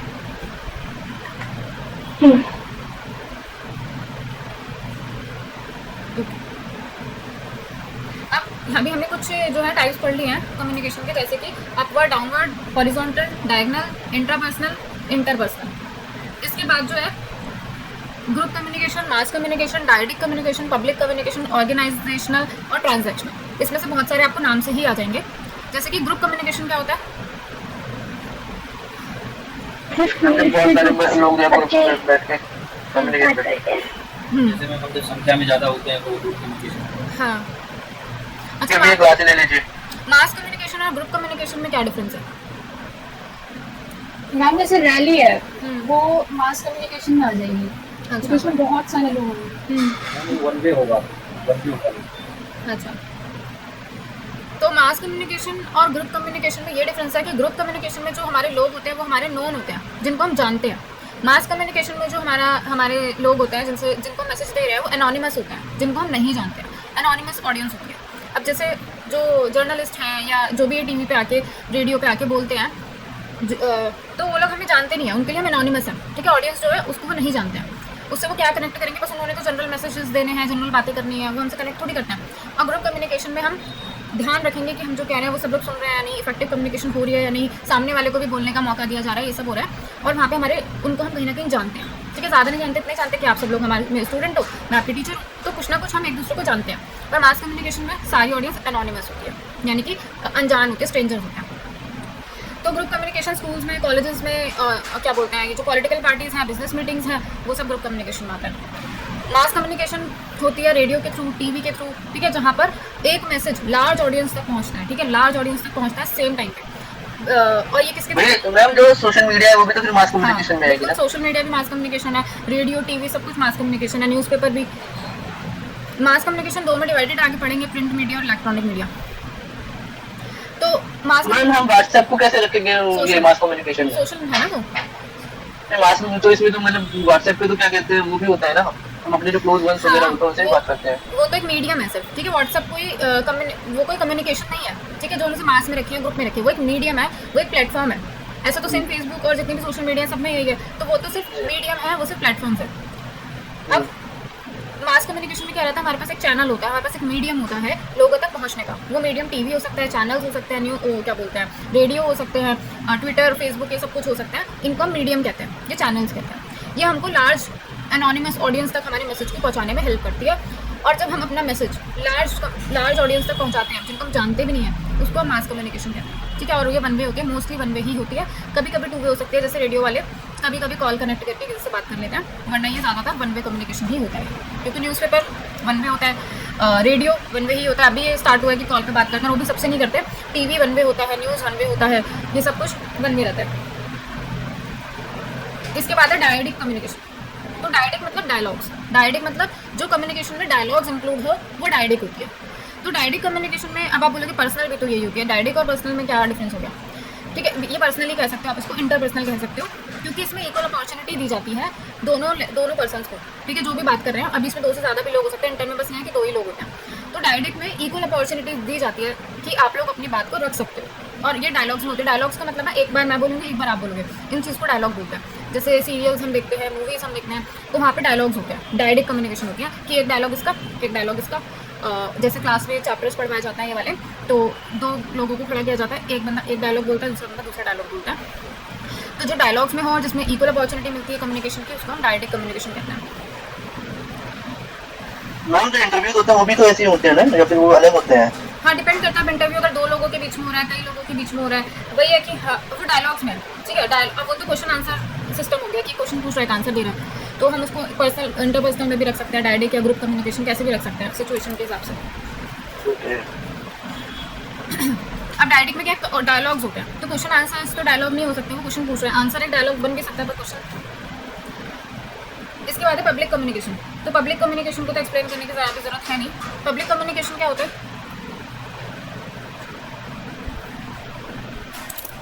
जो यूज होता है मतलब पब्लिक को इन्फॉर्म करने के लिए, जैसे यहाँ पर अनाउंसमेंट लिखा है स्टेशन पे, मेट्रो स्टेशन पे, कुछ जैसे इन्फॉर्म करना हो, हाँ, उसके लिए यूज है। पब्लिकली कोई मैसेज देना। अब आप बोलोगे वो तो मास मीडिया के थ्रू भी होता है, तो मास कम्युनिकेशन है। मास कम्युनिकेशन और अब ये कि दोनों को सेम भी हम कह सकते हैं। मास कम्युनिकेशन कुछ मैसेज ही पहुंचा रही है लोगों तक, और पब्लिक बस ये पब्लिक कम्युनिकेशन में जो स्ट्रक्चर होता है, जो लोग होते हैं वो उतने ज़्यादा नहीं होते हैं। ठीक है, वो एक पर्टिकुलर एरिया में, जैसे रेलवे स्टेशन हो सकता है, कुछ भी एयरपोर्ट हो सकता है, इस तरीके की जगह है जहाँ पे एक लिमिटेड ऑडियंस है। और पब्लिक जैसे ये रेलवे प्लेटफॉर्म पे या फिर एयरपोर्ट पे जो मतलब ट्रेन वगैरह की जैसे इन्फॉर्मेशन दी जाती है, अनाउंसमेंट इस होती तरह है। से। हाँ, हाँ, तो ये पब्लिक कम्युनिकेशन होती है, फॉर्मल होती है, स्ट्रक्चर्ड होती है। इसमें पहले से सोचते हैं कि क्या बोलना है, कैसे बोलना है, और हम कुछ इसका एग्जाम्पल में अनाउंसमेंट आ सकते हैं। अब जैसे टीवी में पीएम मोदी आते हैं और बहुत कुछ बोलते हैं, दिल की बात और ये मन की बात जो भी है, तो वो भी हमारी पब्लिक कम्युनिकेशन होती है एक तरह से, क्योंकि वो पब्लिक को कुछ कह के जा रहे हैं। ठीक है, पब्लिक को कुछ मैसेज देके जा रहे हैं, पब्लिक को कुछ अनाउंसमेंट करके जा रहे हैं। तो पब्लिक कम्युनिकेशन और मास कम्युनिकेशन को हम ऐसे डिफरेंशिएट भी नहीं कर सकते, क्योंकि दोनों में ही पब्लिकली कोई मैसेज दिया जा रहा है। मैम पुराने जमाने में जो लोग मतलब राजा महाराजा मुनादी करवाते थे, हाँ, ढोल पिटवा कर, ये भी कोई पब्लिक हाँ, कम्युनिकेशन में ये आएगा? पब्लिक कम्युनिकेशन, पब्लिक को कुछ इन्फॉर्म करना, वो पब्लिक कम्युनिकेशन होता है, जो फॉर्मल तरीके से किया जाए। तो फिर मास में उसमें अंतर क्या है, मतलब उसको अलग अलग क्यों रखा गया है? मास को तो इसलिए क्योंकि मास कम्युनिकेशन के बहुत सारे टाइप्स हैं, रेडियो, टीवी, ये सब हमें पढ़ना पड़ेगा। और मास कम्युनिकेशन को जो है ये जो हमारे मेथड्स हैं, मीडियम्स है, इनको इंक्लूड किया गया इसके अंदर। पब्लिक कम्युनिकेशन तो सिर्फ अनाउंसमेंट इन सबको कि भाई हम अनाउंसमेंट कर रहे हैं, वो कहीं पे भी करें, पब्लिक को कुछ मैसेज दे रहे हैं, पब्लिक को, और ऐसे कुछ खास डिफरेंस है नहीं, दोनों के फीचर सेम ही होंगे। अब है ऑर्गेनाइजेशनल कम्युनिकेशन। ऑर्गेनाइजेशनल नाम ही इतना इसका फॉर्मल है, इतना प्रोफेशनल सा नाम है। मतलब ये सेमिनार्स हो सकते हैं, इसमें कॉन्फ्रेंसेस हो सकती हैं, बिजनेस मीटिंग्स हो सकती है, बिजनेस कॉन्फ्रेंस हो सकती है, ये सब कुछ इसमें आएगा। ठीक है, message flow through a network of interdependent relationships. तो एक नेटवर्क के थ्रू मैसेज जो फ्लो हो रहा है, नेटवर्क मतलब जैसे कॉन्फ्रेंसेस होती है, हमारे सेमिनार्स होते हैं, नेटवर्क क्या है उनका? अब जैसे किसी एक ऑर्गेनाइजेशन ने सेमिनार रखा है, तो उसका नेटवर्क दिल्ली यूनिवर्सिटी से कनेक्ट होता है, वो एक नेटवर्क है, उनके थ्रू एक सेमिनार हुआ। या बिजनेस लेवल पे कोई सेमिनार हो रहा है, तो 2 कंपनीज के बीच में एक नेटवर्क है, उनके थ्रू कुछ सेमिनार हुआ। तो सेमिनार और वर्कशॉप्स, कॉन्फ्रेंसेस, इस तरीके के जो कम्युनिकेशन होते हैं, उसको हम ऑर्गेनाइजेशनल कम्युनिकेशन कहते हैं, क्योंकि वहाँ पे कुछ ऑर्गेनाइज किया जा रहा है, कुछ सेमिनार ऑर्गेनाइज हो रहा है, कॉन्फ्रेंस ऑर्गेनाइज हो रही है, एक पूरा क्या बोलते हैं प्रोसीजर फॉलो करके ऑर्गेनाइज करके मैसेज जो है कन्वे किए जा रहे हैं, तो इसलिए उसको ऑर्गेनाइजेशनल कम्युनिकेशन कहते हैं कि वो कम्युनिकेशन ऑर्गेनाइज करी गई है। ठीक है, पब्लिक है, हमने पब्लिकली अनाउंसमेंट कर दी, इसके लिए हम प्रॉपर ऑर्गेनाइज, जैसे अभी सेमिनार के लिए कितनी तैयारियां होती हैं, 10-20 दिन पहले नोटिफिकेशन, फिर रजिस्ट्रेशन लेना, क्या बोलते हैं फिजिकली बहुत सारी तैयारियां करना, पूरा ऑर्गेनाइजेशन लगता है। मैम इसमें हम यूजीसी और एनटीए का भी एग्जांपल ले सकते हैं ना? हाँ, इसके बाद है ट्रांजैक्शनल कम्युनिकेशन। ट्रांसैक्ट करना मतलब कुछ चीज़ ट्रांसफ़र करना। तो ट्रांजैक्शनल में सिर्फ और सिर्फ एक ही तरीके की कम्युनिकेशन आती है, वो होती है फीडबैक ओरिएंटेड। ट्रांजैक्शनल होती है फीडबैक ओरिएंटेड होती है, हम फीडबैक देते हैं किसी को, वो होता है ट्रांजैक्शनल। जैसे आजकल जोमेटो वाला फीडबैक दे दो, मिंत्रा वाला फीडबैक दे दो, जितनी भी ऑनलाइन एप्लीकेशन हैं फीडबैक दे दो। और वहाँ पे क्या हम कुछ कम्युनिकेट नहीं करते हैं उनसे, सिर्फ उनको रेटिंग्स दे दी, हम प्ले स्टोर पर रेटिंग्स दे देते हैं, कुछ मैसेज लिख दिया, सिर्फ फीडबैक ही देना, वो ट्रांजैक्शनल कम्युनिकेशन होता है। सिर्फ इनके छोटे छोटे डेफिनेशन ही पढ़नी है, इतने में आपका हो जाएगा। ये है कि मैचिंग आ जाए, मैचिंग ही आती है ज़्यादातर, या कुछ मैसेज, ये बहुत आसान चीज़, और नहीं पढ़ा तो फंस जाते हैं। कुछ टर्म्स ऐसे है कि हमें नहीं समझ आएगा एग्जाम में कि कौन सा वाला लिखें, डायडिक में क्या लिखें, ट्रांजैक्शन में क्या लिखें। इस पूरे में टाइप्स ही टाइप्स हैं, और ये इतने सारे टाइप्स सिर्फ एक पेज में कवर होगा, छोटे छोटे से डेफिनेशन है, एक बार रिवाइज करोगे हो जाएगा। कोई कंफ्यूजन? कंफ्यूजन तो नहीं है, लेकिन ये यूनिट काफी आगे पूरी हो जाती है ना, ये पेज से आगे भी है। नहीं अभी है ना, अभी कौन सा पेज चल रहा है? अभी तो बहुत है। जो इसमें इफेक्टिव कम्युनिकेशन है उसमें पहला था वर्बल नॉन वर्बल जो आपने पढ़ा दिया, फिर इसमें inter culture and group communication आ रहा है। मैंने सब शॉर्ट में बताया है, इतना डीप हम नहीं जाएंगे। और ग्रुप कम्युनिकेशन क्या होता है यहाँ कवर हो गया, सब कुछ तो कहीं ना कहीं कवर हो ही रहा है, क्योंकि बुक के कम्युनिकेशन का तो समझ में आ गया। मैं एक बार इंटर कल्चर बता दूँ। क्या inter culture intra culture? Inter में INTER इंटर कल्चर दो कल्चर, इंटर का मतलब है किसी दो लोगों के बीच में बात होना, और कल्चर है दो कल्चर्स के बीच में हम कल्चर से कैसे कम्युनिकेट करते हैं। जैसे कि हम कल्चर के थ्रू मैसेज ले लेते हैं, हरियाणा में कल्चर है, ठीक है, और दिल्ली में कल्चर है, तो दिल्ली के लोगों के लिए अलग, लोग हमसे अलग मैसेज ले लेते हैं कि भाई दिल्ली में तो लोग कुछ भी फॉलो करते हैं, इनका अपना कुछ कल्चर नहीं है, ये वो। हरियाणा के कल्चर से हम अलग मैसेज लेते हैं, तो कल्चर्स के थ्रू जो मैसेज लेते हैं, जो कम्युनिकेशन होता है वो भी नॉन वर्बल में ही आता है वैसे तो। नॉन वर्बल में भी इंक्लूड करते हैं कि हम, जैसे मैंने यहाँ लिखा था कि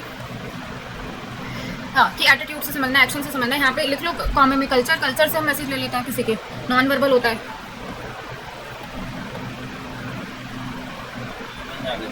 अब है एक्स्ट्रा लिंग्विस्टिक्स। एक्स्ट्रा लिंग्विस्टिक्स क्या होता है? सिर्फ टर्म थोड़ी अलग थी इसलिए लिखा है। लिंग्विस्टिक्स का मतलब सबको पता है भाषा, और एक्स्ट्रा लिंग्विस्टिक मतलब कुछ ज़्यादा ही भाषा का प्रयोग करना, बिना किसी नीड के ज़बरदस्ती बोलना, ठीक है। कोई हमें को सुनने नहीं है, किसी को सुनना नहीं है, कोई ज़रूरत नहीं है बोलने की, फिर भी कुछ लोग होता है बोलते ही जाते हैं। एक्स्ट्रा लिंग्विस्टिक ज़्यादा ही भाषा का प्रयोग करते हैं, तो उसका क्या होता है, वो वेस्ट होती है एक तरह से। तो non content behaviour such as rate of speaking, ठीक है, जिसमें कोई कंटेंट नहीं है, मटीरियलिस्टिक नहीं है, मतलब सुनने लायक नहीं है, और रेट ऑफ स्पीकिंग मतलब बहुत ही ज़्यादा बोलना, वो एक्स्ट्रा लिंग्विस्टिक्स में आता है। लाउडनेस, बहुत ज़्यादा चिल्लाना, टेंडेंसी टू इंटरप्ट, बार बार इंटरप्ट करना, प्रोनाउंसिएशन पेक्यूलियरिटीज़ मतलब क्वालिटी, कि आप कैसा उच्चारण करते हो, आप गलत उच्चारण करे जा रहे, कुछ समझ आ नहीं रहा है। जैसे ये होता है जब ये यूपी साइड के लोग और बिहार साइड के लोग और हम लोग आपस में बात करते हैं, तो कभी कभी हमें कुछ समझ नहीं आता, बहुत जल्दी जल्दी बोल के कुछ भी निकल जाता है, और सामने वाले को समझ नहीं आता। वही बात हो गई कि इफेक्टिव तो है ही नहीं, कुछ समझ आ भी नहीं रहा है फिर भी बोल रहे हैं। या साउथ के मतलब कोई भी दो लैंग्वेजेस है जो हमें नहीं समझ आ रही हैं, तो वो एक्स्ट्रा लिंग्विस्टिक्स है। तो एक तो इफेक्टिव और उसके अपोजिट यही मान लो कि ये बिल्कुल भी इफेक्टिव नहीं है और वेस्ट ऑफ टाइम है, तो उसको हम एक्स्ट्रा लिंग्विस्टिक कहते हैं। ये वर्बल ही है लेकिन किसी काम की नहीं है। इसके बाद मॉडल्स हैं, टीचिंग मॉडल कह रहे हो, कम्युनिकेशन के कुछ मॉडल्स हैं जो एक दो बार एग्जाम्स में पूछे जा चुके हैं, इसलिए हैं यहाँ पे। तो पहला मॉडल है स्टैम्प्स मॉडल। सबसे पहला तो वैसे ये वाला है, कौन से है, अरिस्टोटेलियन, क्योंकि अगर हम ईयर के हिसाब से पढ़ें तो पहला मॉडल जो अरिस्टोटेलियन का, जो मैंने नेक्स्ट पेज पे लिखा हुआ है अभी बता देती हूँ। जो अरिस्टोटेलियन का मॉडल है, सबसे पहले इन्होंने कम्युनिकेशन का मॉडल दिया, मतलब कम्युनिकेशन कैसे होता है उसकी डेफिनेशन है, उसके प्रोसीजर को समझाया इन्होंने अपने मॉडल के थ्रू। और इन्होंने इसमें बोला स्पीकर जो है, इन्होंने सिर्फ स्पीकर पे ही फोकस किया, जबकि कम्युनिकेशन टू वे प्रोसेस है। इसमें स्पीकर अगर इंपॉर्टेंट है तो रिसीवर भी इंपॉर्टेंट है, रिसीवर कोई नहीं होगा तो स्पीकर क्या करेगा। लेकिन क्योंकि पहला मॉडल था, इतना दिमाग उन्होंने नहीं लगाया होगा, उन्होंने सिर्फ स्पीकर पे फोकस किया, बोलने वाले पे। जो बोलने वाला है वो स्पीच देगा, स्पीकर जो है स्पीच देगा, किसी ओकेजन पे देगा, किसी चैनल के थ्रू देगा, ठीक है, मीडियम हो रहेगा कुछ ना कुछ। ऑडियंस उसको सुनेगी और इफेक्ट होगा, ऑडियंस में उसको इफेक्ट होगा। अब ऑडियंस में अगर इफेक्ट हुआ है तो ऑडियंस भी तो कुछ बोलेगी। कम्युनिकेशन है, साइक्लिक होना चाहिए, पर वो चीज़ इन्होंने यहाँ पे इंक्लूड नहीं की। तो साइक्लिक प्रोसेस है उसको इन्होंने यहाँ पे इंक्लूड नहीं किया। कम्युनिकेशन साइक्लिक होती है। तो यहाँ पे अगर हमसे पूछा अरिस्टोटल के मॉडल में क्या है, तो कुछ नहीं, उन्होंने स्पीकर पे फोकस किया। उनका जो मॉडल है वो स्पीकर सेंट्रिक है, और पब्लिक स्पीकिंग मॉडल इसको बोला गया है कि मतलब पब्लिकली आएगा, कुछ स्पीच देगा, ऑडियंस जो उसको सुनेगी और उसको उसका इफेक्ट होगा, बस इतना, ठीक है। इसमें मास मीडिया एग्जाम्पल में ले सकते हैं। मास मीडिया में क्या होता है, स्पीकर आता है, बोलता है, ऑडियंस को पहुँचाता है और चलता बनता है। लेक्चर मेथड ले सकते हैं, ये सब इसमें आ सकता है, ठीक है। ये पहला मॉडल था कम्युनिकेशन का। ये सारे बहुत ही सिंपल है और एक जैसे ही है। दूसरा है स्क्रैम्स मॉडल। स्क्रैम ने 1954 में कहा कि इसके ना मॉडल में कमी है अरिस्टोटल के, कि इसने सिर्फ वन वे ही बताया है, सिर्फ जो है वो लीनियर मॉडल है, लीनियरली चल रहा है कम्युनिकेशन। ये लीनियर नहीं होता है, साइक्लिक होता है। ये तो भाई सेंडर कुछ कहेगा, रिसीवर कुछ कहेगा, ऐसे करके हो जाएगा। तो स्क्रैम ने इसको करेक्ट करते हुए बोला कि जो सेंडर होता है पहली बात तो सेंडर को एनकोडर भी कहते हैं, ये टर्म आप याद कर लेना। एनकोडर अगर लिखा है मतलब सेंडर, डिकोडर अगर लिखा है मतलब रिसीवर, जो डिकोड कर रहा है हमारे मैसेज को। ठीक है, डिकोडिंग कैसे होगी, मान लो अभी जो मैं बात बोल रही हूँ मैं उसको एनकोड कर रही हूँ और आप उस बात को समझ पा रहे हो। आप किस तरह से समझ रहे हो, ये जो मैं अर्थ कह रही हूँ उसी अर्थ को आप ले रहे हो, इसका मतलब आप डिकोड कर पा रहे हो। आप डिकोडर उस मैसेज को समझने वाले हो। तो एनकोडर मैसेज भेजेगा, डिकोडर फिर मैसेज भेजेगा। इन्होंने सिर्फ इतना बोला कि साइक्लिक कैसे है, एनकोडर ने मैसेज भेजा, डिकोडर ने डिकोड किया, तो एनकोडर और डिकोडर का जो रोल है वो बदलता रहता है। एक बार एनकोडर डिकोडर बन जाता है, एक बार डिकोडर एनकोडर बन जाता है। मतलब एक बार मैं सेंडर हूँ, एक बार आप सेंडर हो। मैंने कुछ बोला, आपने रिसीव किया, फिर आपने कुछ बोला, मैंने रिसीव किया, तो मैं सेंडर भी हूँ, मैं रिसीवर भी हूँ। सिमिलरली आप सेंडर भी हो, आप रिसीवर भी हो। ये बात स्क्रैम ने बोली, बस इतनी सी 1954 में। इसके बाद शैनन एंड वीवर मॉडल, जिससे पहले ही है ईयर के हिसाब से। शैनन और वीवर मॉडल में इंक्लूड हुआ फीडबैक का प्रोसीजर। ठीक है, फीडबैक वर्ड इन्होंने यूज़ किया। उन्होंने तो बोला साइक्लिक है, आपको पूछे साइक्लिक किसने बोला है, तो स्क्रैम ने बोला है। 1949 में इन्होंने ये बोला कि सेंडर कुछ इन्फॉर्मेशन भेजेगा। ठीक है, सेंडर ट्रांसमीटर एक ही बात है कि कुछ इन्फॉर्मेशन है ट्रांसमिट की गई, एनकोड की गई, चैनल के थ्रू रिसीवर ने रिसीव किया, डिकोडर ने रिसीव करी, और फिर उसका क्या है इफेक्ट हो गया, रिसीवर ने रिसेप्शन मतलब अपने अंदर ले ली, उसको समझ लिया, डिकोड कर लिया। इतने सारे टर्म्स भी याद करने की ज़रूरत नहीं है। जो यहाँ पे देखने की ज़रूरत है वो है कि यहाँ पे एक चीज़ ऐड हो गई, वो है नॉइस।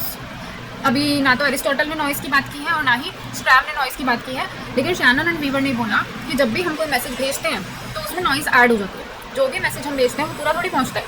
मैं जो आपको बोल रही हूँ या जो भी मैसेज दिया जाता है वो 100% नहीं पहुँचता है सामने वाले तक, क्योंकि उसमें नॉइस ऐड हो जाती है। जैसे ही कोई मैसेज हमारे मुँह से निकलता है उसमें एनवायरनमेंट के जो भी सोर्सेज हैं, वहाँ पे जो भी चीज़ें हैं, एलिमेंट्स हैं, वो उसमें मिक्स हो जाते हैं और वो मैसेज जो है 100% नहीं पहुँचता है, उसमें नॉइस ऐड हो जाती है, ये उन्होंने बोला। और ये कब होती है, चैनल के थ्रू। चैनल क्या है, यहाँ का एनवायरनमेंट चैनल है, लैपटॉप चैनल है, गूगल मीट है, ये सब चैनल्स हैं। इसका ईयर याद रखना है 1949। दूसरा, इसमें नॉइस ऐड हो जाती है। तीसरा, इन्होंने साइक्लिक तो उसको बोला नहीं है, इन्होंने बोला है जो रिसीवर है वो फीडबैक देगा। ठीक है, फीडबैक देना है कि हाँ, जैसे मैंने भी कुछ बोला, आपने बोल दिया ओके, फीडबैक आपने दे दिया कि मतलब आप तक मैसेज पहुँच गया। व्हाट्सएप पे बहुत हमें फॉर्मल मैसेज आते हैं और बहुत जगह से आते हैं, तो हम बस ओके रिप्लाई करते हैं, सिर्फ फीडबैक। वहाँ पे कुछ कम्युनिकेशन नहीं हो रहा है, मतलब कुछ एक्सचेंज नहीं हो रहा है, थॉट्स जो है एक्सचेंज नहीं हो रहा है, ये वन वे ही प्रोसेस है। शैनन और वीवर मॉडल ने जो दिया ये वन वे प्रोसेस ही। उन्होंने कहा कि जो रिसीवर है, डिकोडर है, वो फीडबैक देगा, मतलब कि हमें येस हमको मैसेज मिल गया। अभी इससे पहले वाला सिर्फ स्क्रैम ने ही ये बोला कि साइक्लिक है, और अरिस्टोटल और शैनन और वीवर ने इसको साइक्लिक नहीं बोला है। इन्होंने फीडबैक की बात की और उन्होंने तो फीडबैक की भी बात नहीं करी है। इसके बाद बर्लॉस मॉडल, बस 3 ही है, ओ सॉरी 4 ही है। बर्लॉस मॉडल का नाम है SMCR मॉडल।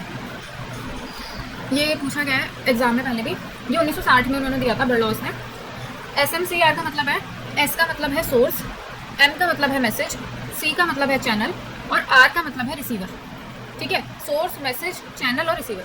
सोर्स क्या है, सोर्स है, सोर्स कौन है मैसेज का, मैं हूँ सोर्स, मैं मैसेज दे रही हूँ तो मैं सोर्स हूँ। फिर M का मतलब तो मैसेज है ही, जो मैं कंटेंट डिलीवर कर रही हूँ वो मैसेज है।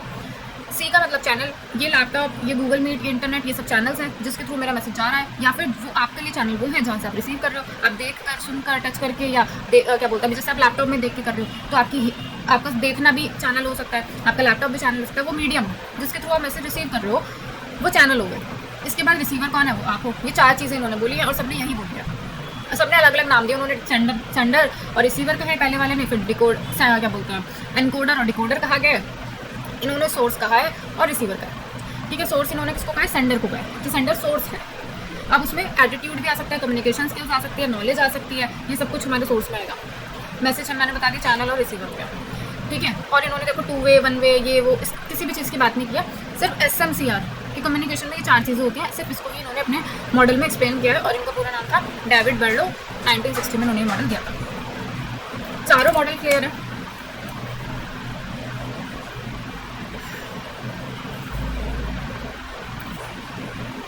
विशाल समझ आया, दीपिका?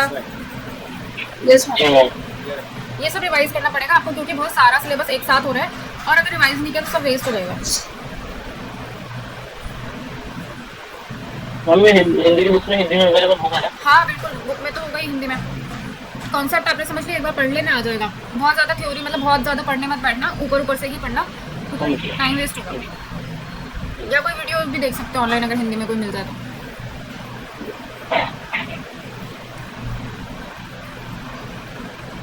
आगे चलते हैं। अब ये जो वो मॉडल और कितनी देर और क्लास होगी? बस देखते हैं, ये खत्म होते ही देखते हैं कितना बचा हुआ है।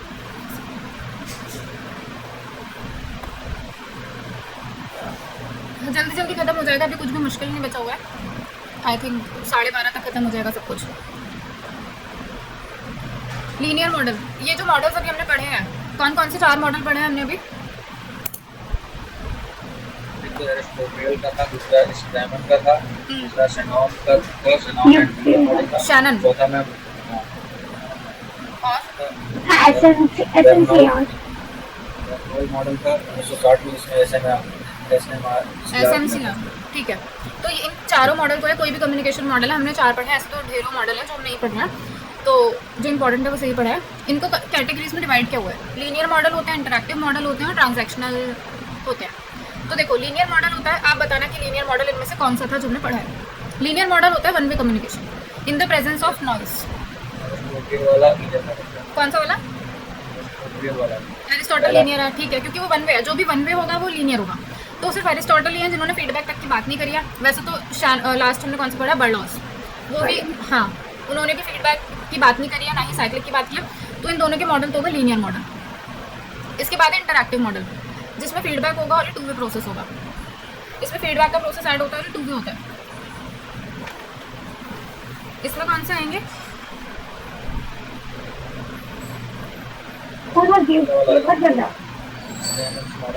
फीडबैक की बात करी गई है, शैनन एंड वीवर ने फीडबैक की बात की है। शैनन एंड वीवर वाला इसमें आ जाएगा। इसके बाद है ट्रांजैक्शनल, ठीक है। ट्रांजैक्शनल मॉडल होता है कि सेंडर और रिसीवर साइमल्टेनियसली बात कर रहे हैं। मतलब जैसे हम लोग एक बार आप बोल रहे हैं, एक बार मैं बोल रही हूँ, एक बार आप, एक बार मैं, तो कॉन्टिन्यूस एक ही टाइम पे हम लोग बात कर रहे हैं और इसमें बस नॉइस ऐड हो जाता है। और नॉइस ऐड होने की वजह से जो मैसेज है वो 100% डिलीवर नहीं हो पाता है। कौन सा इसका एग्जाम्पल बनेगा? क्योंकि यहाँ पे साइमल्टेनियसली वर्ड का यूज़ किया गया, इसलिए स्ट्रैम इसको मैं रखूँगी, स्ट्रैम मॉडल, क्योंकि वो साइक्लिक है और एक ही टाइम पे वो लोग बात कर रहे हैं, ठीक है। इसमें नॉइस का कंसेप्ट जो है, जो स्क्रैम है, उन्होंने ऐड नहीं किया है, बट थोड़ा बहुत अगर हम मैच करने की कोशिश करें तो वही है जहाँ पे एक टाइम पे लोग बात कर रहे हैं, तो इसलिए उससे मैंने इसको मैच किया। बाकी एग्जाम में आपको ऐसे नहीं पूछेंगे कौन सा लीनियर है या है, लीनियर पूछ सकता है, बाकी 2 तो नहीं पूछेंगे। तो बस इसकी डेफिनेशन ही आपको याद रखनी है। लीनियर, इंटरैक्टिव और ट्रांजैक्शनल। लीनियर 1 वे, इंटरैक्टिव 2 वे और ट्रांजैक्शनल कि मैसेज जो है 100% डिलीवर नहीं होता है और ये साइमल्टेनियसली प्रोसेस है, एक साथ 2 लोग या कई लोग कम्युनिकेट करते हैं। इसके बाद आते हैं बैरियर्स। जो भी हम कम्युनिकेट करते हैं उसमें बहुत सारी बाधाएं आती हैं, ठीक है। तो वो कौन कौन सी बाधाएं हैं या कौन कौन से बैरियर्स हैं उसकी बात करते हैं। पहला है लैंग्वेज बैरियर, जो हम ऑलरेडी डिस्कस कर चुके हैं कि हमें जो है वही भाषा का यूज़ करना चाहिए जो सामने वाले को समझ आए, ठीक है। तो अगर हम किसी को इंग्लिश आती ही नहीं है और हम इंग्लिश में ही बोले जा रहे हैं तो लैंग्वेज बैरियर है। इमोशनल या साइकोलॉजिकल बैरियर है कि कि किसी के इमोशंस को ना समझना, हम कोई हमारे इमोशन नहीं समझ पा रहा है, हम जो कह रहे हैं, जिस इमोशन के साथ हम जो मैसेज दे रहे हैं, वो मैसेज दे रहे हैं, वो उस इमोशन के साथ उसको नहीं समझ रहे हैं, तो इमोशनल बैरियर हो जाएगा। या साइकोलॉजिकल बैरियर। साइकोलॉजिकल बैरियर होता है कि पहले से ही अपने माइंड में कोई बात सेट कर लेना, ठीक है, साइकोलॉजिकली, कि जैसे मुस्लिम्स को लेके बहुत सारे हमने माइंड में बना रखा है थॉट्स, पाकिस्तान को लेके हमने बना रखा है साइकोलॉजिकली, या और भी बहुत सारी चीज़ें जिनको हमने साइकोलॉजिकली चीज़ें सोच रखी है। जैसे कुछ लोग कर लेते हैं, मेरे से ये हो ही नहीं पाएगा, मैं नेट नहीं कर सकता, मुझे आरएफ नहीं कर सकता, मैं इंग्लिश नहीं सीख सकता, वो सब साइकोलॉजिकल बैरियर होते हैं। अगर आपने सोच ही रखा है कि आप इंग्लिश सीख ही नहीं सकते तो आप सीख ही नहीं पाओगे, क्योंकि जब तक आप माइंड से उस चीज़ को हटाओगे नहीं, साइकोलॉजिकली वो आपके है, ठीक है। जैसे वॉमिट करना भी बोलते हैं साइकोलॉजिकल होता है, गाड़ी में जो लोग वॉमिट करते हैं बोलते हैं उनका साइकोलॉजिकल होता है, क्योंकि अभी तक तो साइंटिस्ट वो रीज़न फाइंड नहीं कर पाए कि कुछ लोगों को आती है और कुछ लोगों को नहीं आती है, तो वो साइकोलॉजिकल होता है कि हम अपने माइंड में ही बना रखा है कि मेरे को उल्टी आएगी तो आएगी। तो ये होता है साइकोलॉजिकल बैरियर। सामने वाला कितना भी समझाए हम वो चीज़ समझेंगे नहीं, क्योंकि हमने माइंड में पहले ही बना रखा है ये चीज़ बुरी है तो बुरी है। ये था मैम कि मतलब कोई जा रहा था तो उसने कहा कि एक बार ले लो, उसके ऊपर बैठो, तुम्हें वॉमिट नहीं होगा। हाँ, ये सब तो वो बैठ गई, परंतु जब वो हुआ तो मैंने पूछा कि इसका उल्टी से क्या लेना देना, मैंने कहा लेना देना कुछ नहीं है। हाँ, ये आ गया कि अब मुझे नहीं होगा, तो नहीं होने का मतलब ना नहीं होगा। यही होता है कि जैसे मेरे को भी वॉमिट आती है, लेकिन कुछ लोगों की बातें सुनी हुई है कि अगर आप बीच में बैठोगे या फ्रंट सीट पे बैठोगे तो आपको नहीं आएगी, तो जब मैं बीच में बैठ जाती हूँ, फ्रंट सीट पे बैठ जाती हूँ तो नहीं आती। तो वॉमिट का अभी तक तो यही कॉन्सेप्ट है कि वो साइकोलॉजिकली होता है, क्योंकि उसके पीछे कोई ऐसा बताया था ना, अब उसका पूरा वो थॉट बन गया कि अखबार रख के बैठ जाओ, नहीं होता, अखबार रख के बैठ जाओ, नहीं होता। हाँ, इसके बाद है फिजिकल बैरियर। फिजिकल बैरियर होता है जो हमें फिजिकली जो हमारे कम्युनिकेशन में बैरियर आ जाता है, जैसे कि नॉइस आ जाना, टेक्निकल इशू आ जाना, इंटरनेट का ना चलना, ये सब चीज़ें फिजिकल बैरियर होते हैं। कल्चरल वैल्यूज़ एंड बिलीव्स, कि हमारे कुछ कल्चरल वैल्यूज़ और बिलीव्स होते हैं, जैसे कि नज़र उतारना हमारे बिलीव है, ठीक है। अब हमें कोई कितना भी कह ले कि ये चीज़ नहीं होती है, हमारी बिलीव है, तो वो एक बैरियर है, ठीक है। हम सामने वाले की बात समझेंगे ही नहीं। जैसे हमें बहुत सारी चीज़ें हैं कि उस मंदिर में जाके ऐसा हो जाता है, वहाँ जाकर ऐसा हो जाता है, ये हमारी कल्चरल वैल्यूज़ हैं कि हमारे यहाँ ऐसा होता है, हमारे यहाँ ये रिचुअल फॉलो होते हैं। उसके बाद हमें कोई कुछ भी समझाए, हम नहीं समझेंगे, ठीक है। जैसे किसी के यहाँ नॉनवेज खाया जाता है, किसी के यहाँ नहीं खाया जाता है, तो कुछ जो लोग खाते हैं वो नॉनवेज को बहुत अच्छा समझते हैं कि ये भाई हेल्दी है, इसमें विटामिन है, इसमें कैल्शियम है, इसमें फलाना है। जो नहीं खाते हैं वो अलग बातें करते हैं कि भाई विटामिन तो वेजिटेरियन में भी है। तो एक दूसरे की बात को समझेंगे ही नहीं, क्योंकि उनका कल्चरल वैल्यू अलग है, उनके बिलीव्स अलग है, उनका मानना अलग है, उनका मानना अलग है। दूसरा है सिमेंटिक बैरियर। सिमेंटिक बैरियर होता है, एक लैंग्वेज है, लैंग्वेज में भाषा अलग अलग होती है। सिमेंटिक में होता है वर्ड्स, शब्दावली, कि आप बहुत ही डिफिकल्ट वर्ड का यूज़ कर रहे हो, आप प्रॉपर मीनिंग वाले वर्ड नहीं यूज़ कर रहे हो, आप सिनोनिम्स यूज़ कर रहे हो, पर्यायवाची शब्द यूज़ कर रहे हो, या कुछ लोग जानबूझ के भी करते हैं अपने आप को ज़्यादा हाईली क्वालिफाइड दिखाने के लिए, बहुत ही डिफिकल्ट वर्ड का यूज़ करते हैं जो सामने वाले नहीं समझ पाते हैं, तो वो भी उसको हम सिमेंटिक बैरियर कहते हैं, जो शब्दों की वजह से आते हैं कि कुछ शब्द हमको नहीं समझ आ पा रहे हैं, ठीक है। तो ये सब बैरियर्स हैं हमारे इफेक्टिव कम्युनिकेशन में या फिर क्लियर कम्युनिकेशन में। इसके बाद है हम बैरियर्स को रोकें कैसे, जो कम्युनिकेशन में जो बैरियर्स हैं, रुकावटें हैं, बाधाएं हैं, हम उनको कैसे रोकें। उसके मैंने पॉइंट्स नहीं लिखे हैं, अभी आप ही बताओ, अगर आपको रोकना होगा इन बाधाओं को तो आप क्या क्या चीज़ें फॉलो करोगे। पहले लैंग्वेज बैरियर के लिए बताओ। यूज करेंगे जो सामने वाले को आती है, ठीक है, तो ये बाधा सॉल्व हो गई। आप वही लैंग्वेज यूज़ करो जो आती है। इमोशनल बैरियर, साइकोलॉजिकल बैरियर को आप कैसे रोक सकते हो। तो हमारे दिमाग पहले से सेट है, मतलब दिमाग को समझाएंगे कि ऐसा कुछ नहीं होता है, हाँ। एक मिथ है, और इसको ऐसा दूसरी जो बात सही है उसको हम अपने दिमाग में लाने का प्रयास करेंगे और धीरे धीरे स्वीकार करेंगे। इस बैरियर को हम ऐसे ही रोक सकते हैं कि हमें थोड़ा अंडरस्टैंडिंग होना है, ठीक है, हमें पेशेंस रखना है, काम रहना है और सामने वाले की बात को सुनना है। तो साइकोलॉजिकल इमोशनल बैरियर जो है रिमूव किया जा सकता है। और जो स्पीकर है, जैसे हमारा टीचर होता है, वो हमारे बहुत ज़्यादा साइकोलॉजिकल बैरियर को ब्रेक करता है, ठीक है। अब जैसे हमें पढ़ लिख के तो पता चला कि ये कुछ नहीं होता, भूत कुछ नहीं होता, आत्मा ही कुछ नहीं होती, ये कुछ, मतलब बहुत सारे लोग मानते भी हैं, बहुत सारे लोग नहीं मानते हैं। तो वो क्या, वो साइकोलॉजिकल बैरियर हमारे टीचर्स, हमारे एजुकेटर्स और हमारी एजुकेशन ब्रेक कर चुकी है। फिजिकल बैरियर को कैसे ख़त्म करोगे।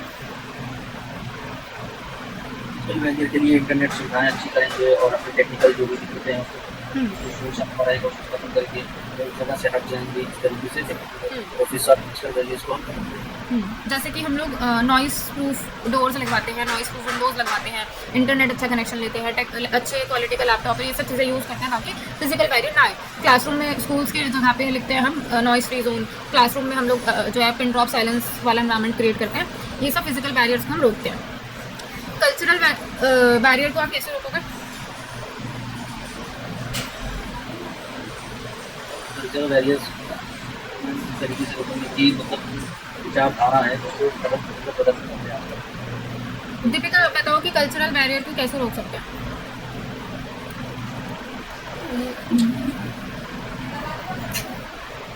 नामी ये तो हमको आइडिया नहीं है। मेरी आवाज आ रही है? हाँ आ रही है, बट बहुत स्लो आ रही है। तो कल्चरल वैल्यूज़ को क्या, जो कल्चरल बैरियर है उसको रोकने का तरीका होता है कि आप दूसरों की रिस्पेक्ट करो, आप दूसरों के कल्चर की रिस्पेक्ट करो। आप समझो कि अगर हमारा कुछ कल्चर है तो सामने वाले का भी है। जैसे हम लोगों के कुछ बिलीव है, ऐसे सामने वाले के भी कुछ बिलीव है। हम नॉनवेज नहीं खाना पसंद करते, वो खाना पसंद करते हैं। ये नहीं कि आप नेगेटिविटी भर लो उनके खिलाफ, आप ये चीज़ें करो। तो हमें दूसरों की रिस्पेक्ट करनी है, ठीक है, दूसरों के कल्चर की रिस्पेक्ट करनी है और उनके बिलीव्स की हमको रिस्पेक्ट करनी है। इसके बाद है सिमेंटिक बैरियर। सिमेंटिक बैरियर को हम कैसे रोकेंगे। अपनी लैंग्वेज का जो लेवल है वो सामने वाले की लैंग्वेज का लेवल सेम करके, मतलब वो हमें ये देखना होगा कि सामने वाला किस भाषा में मेरी बात को समझ पा रहा है। तो सिमेंटिक बैरियर में हम कोशिश करेंगे कि हम इफेक्टिव रहें, हम ऐसे वर्ड्स का यूज़ ना करें जो सामने वाले को समझ ना आए। वाल्मीकि रामायण में इसका एग्जाम्पल भी मिलता है। हाँ, जैसे कि जब हनुमान जी ये सीता जी को ढूंढने जाते हैं ना, तो वो सोचते हैं कि मैं किस प्रकार से संस्कृत भाषा में बात करूं, क्योंकि यदि मैंने हाईली रिकमेंडेड संस्कृत भाषा में की, जो वहाँ पे पंडितों की जो भाषा होती है, वो अगर यूज़ की तो जो सीता जी है वो मुझे राक्षस या रावण जैसे विद्वान समझ कर मुझसे भयभीत हो जाएगी। इसलिए मुझे वो उस भाषा का प्रयोग करना है जो लोग भाषा में।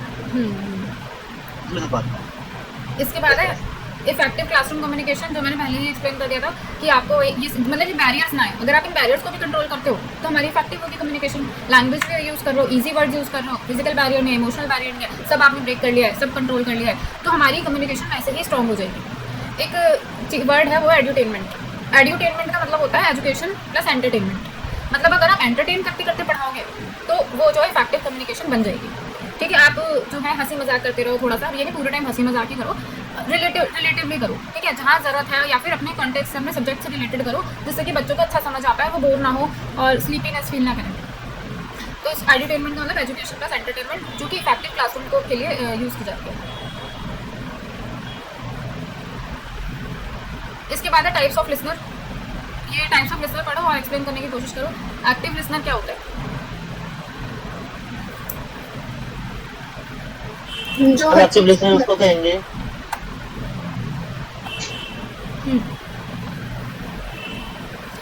एक्टिव लिसनर दीपिका जी आप बोलिए। जैसे जो हर चीज़ सुन रहा है, मतलब पूरी एक्टिवली और प्रेजेंट है उस क्लास में, वो एक्टिव लिसनर। एक्टिवली सुन रहा है और समझ रहा है, ठीक है, रिस्पॉन्स कर रहा है, रिस्पॉन्ड कर रहा है उस चीज़ का। जैसे आप लोग एक्टिवली सुन रहे हो, समझ रहे हो और रिस्पॉन्ड भी कर रहे हो, तो it means you are active listeners. तो एक्टिव लिसनर्स क्या होता है कि हमारी गलतियों को भी पकड़ लेते हैं, मतलब अगर हम बिल्कुल जब हम ध्यान से ही सुन रहे हैं तो हम रिस्पॉन्ड भी करेंगे, हम जवाब भी देंगे, हम फीडबैक भी देंगे, सब कुछ करेंगे, क्योंकि हमने सारी चीज़ें सुनी है। तो ये एक्टिव लिसनर होगा। पैसिव लिसनर क्या होता है? एक्टिव लिसनर अंडरस्टैंडिंग लेवल में आता है। अंडरस्टैंडिंग लेवल क्या होता है? टीचिंग का अंडरस्टैंडिंग लेवल। जो स्टूडेंट सेंट्रिक क्लास होती है, क्या सब भूल गए क्या? Student centric class. यस इसमें स्टूडेंट खुद ही, मतलब टीचर की नीड नहीं होती है इसमें, स्टूडेंट को खुद ही पता होता है कि क्या करना है। रिफ्लेक्टिव लेवल होता है वो, एंड उसमें अंडरस्टैंडिंग में मिक्स होता है, मतलब student plus teacher. Understanding level होता है कि यही सेम टू सेम, टीचर बोल रहा है, बच्चा समझ रहा है, अंडरस्टैंड कर रहा है, रिप्लाई भी कर रहा है, क्वेश्चन भी कर रहा है, ये सब कुछ, ठीक है, वो एक्टिव लिसनर्स होता है अंडरस्टैंडिंग लेवल पर, या स्टूडेंट सेंटर क्लास में एक्टिव लिसनर होता है। इसके बाद पैसिव लिसनर्स। पैसिव लिसनर क्या होता है? जो रिप्लाई नहीं करते हैं, जो पार्टिसिपेट नहीं करते हैं कम्युनिकेशन में, क्या बोलते हैं, जो बात हो रही है उसमें ज़्यादा इंटरेस्ट नहीं लेते, ये कह लो, या ज़्यादा पार्टिसिपेट नहीं करते हैं। कभी कभी क्या है, सुनते समय पर पार्टिसिपेट नहीं करते, क्वेश्चन नहीं। मैम इसका मतलब ये कह सकते हैं जो लोग केवल जो है नाम मात्र को सुनते हैं, नहीं दिखावे के लिए, वो अलग है, ठीक है। पैसिव लिसनर में होता है कि बस वो पार्टिसिपेट नहीं करते हैं, अपनी तरफ से फीडबैक नहीं देते हैं, अपना रिप्लाई नहीं करते हैं, वो पैसिवली सुनते हैं, एक्टिवली नहीं। आप लोग एक्टिवली सुन रहे हो तो तुरंत बोल रहे हो। पैसिव लिसनर जैसे कि ईला हो सकती है, वो अभी तक मैंने उसको पूरे क्लास में उसकी आवाज़ नहीं सुनी, तो हो सकता है पैसिव लिसनर है, वो बस सुन रही है, रिप्लाई नहीं करती है, ठीक है। यहाँ पे विदाउट एन इंटरेस्ट पे फोकस मत करो, वो हमें नहीं पता कि वो इंटरेस्ट ले रहा है या नहीं ले रहा है, बस वो पैसिवली सुन रहा है, वो रिप्लाई नहीं कर रहा है, वो फीडबैक नहीं दे रहा है, हमें नहीं पता कि वो इंटरेस्ट ले रहा है या नहीं ले रहा है, हो सकता है ले रहा हो और हो सकता है ना ले रहा हो।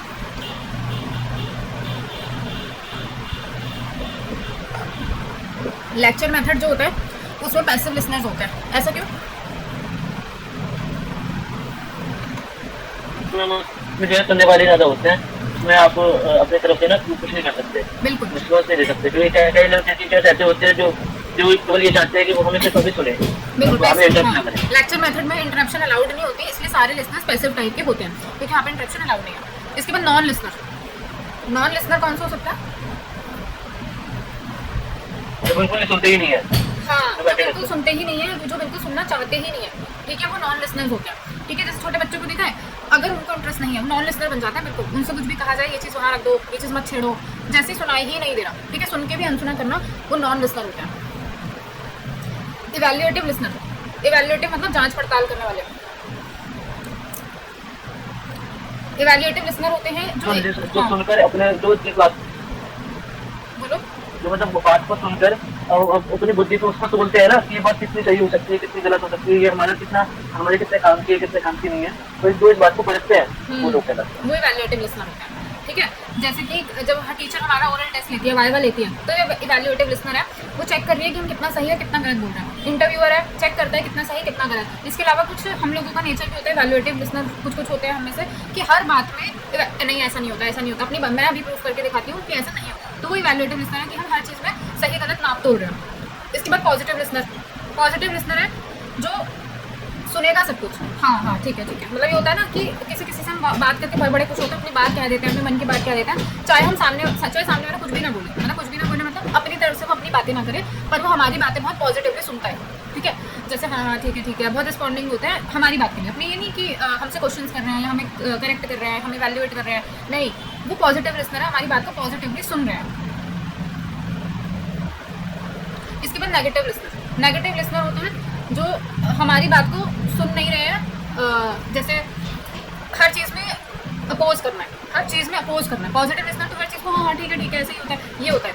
पॉजिटिव एटीट्यूड वाला। नेगेटिव लिसनर होता है, जैसे आपने न्यूज़ चैनल्स देखे होंगे, कितनी बहस करते हैं, एक भी बंदे की बात सुनना नहीं चाहता। सारे नेगेटिव लिसनर हैं कि आप सुनोगे, सामने वाले की बात सुनना भी नहीं चाहते, नेगेटिवली, हर चीज़ नेगेटिवली। ऐसा नहीं होता, ऐसा नहीं होता, मतलब हर चीज़ में ना, सामने वाला कुछ भी बोले उसकी बात काटनी है और हर चीज़ में ना कहना है, नेगेटिव लिसनर है। न्यूज़ में जो बहस होती है सबसे अच्छा एग्जाम्पल है कि वो सामने वाले की बात को हमेशा नेगेटिव ही बोलेंगे कि ये गलत है, मैं सही। अग्रेसिव लिसनर्स होते हैं जो हमेशा अटैक करने के लिए रेडी रहते हैं, हमेशा क्रॉस करने के लिए उसको रेडी रहता है। नेगेटिव और एग्रेसिव में इतना ही फर्क है कि नेगेटिव जो होता है कि वो हर बात को ना नहीं मतलब कुछ भी मानना नहीं है, और एग्रेसिव होता है कि बहस करने के लिए रेडी रहता है बिल्कुल। जैसे वही न्यूज़ वाला कि बहस करने के लिए पूरे रेडी रहेंगे, अटैक करने के लिए पूरे रेडी रहेंगे, डिबेट करने का जिनको बहुत ज़्यादा शौक होता है। इसके बाद पुअर लिसनर एक तरह से हम ये भी कह सकते हैं कि ये डिजीज़ भी हो सकती है।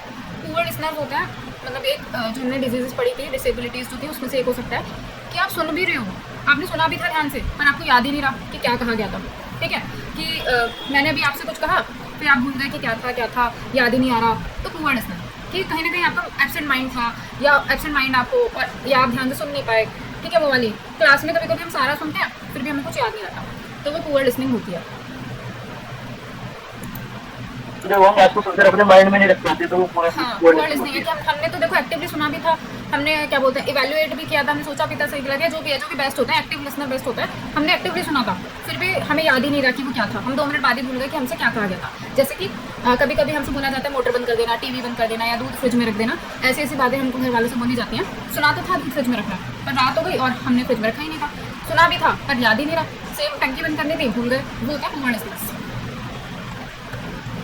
इसके बाद सूडोलॉजिकल लिसनर और सुपरफिशियल लिसनर। सूडोलॉजिकल लिसनर होते हैं जो सिर्फ वर्ड्स पे फोकस करते हैं, कुछ लोग होते हैं बड़ी क्या बोलते हैं, वर्ड्स पकड़ लेते हैं, इमोशन नहीं समझना है, कॉन्टेक्स्ट नहीं समझना है, कॉन्सेप्ट नहीं समझना है, मैं ये बात क्यों कह रही हूँ ये नहीं समझना है, सिर्फ वर्ड पकड़ लेना कि तब तो आपने ऐसा कहा था, अब आप ऐसा कह रहे हो, तब तो मतलब आपने तो कहा था वेद जो है वो किसी ने नहीं लिखे हैं, और अब आप कह रहे हो कि इसका भाषा ये है, उसका भाषा वो है। तो जो वर्ड्स पकड़ के बहस करते हैं, इमोशन और कॉन्सेप्ट को और उसके पीछे के जो फीलिंग्स है उसको नहीं समझते हैं, वो सूडोलॉजिकल लिसनर होते हैं। और लास्ट है सुपरफिशियल लिसनर, जो सिर्फ प्रिटेंड करते हैं सुनने का, नाटक करते हैं।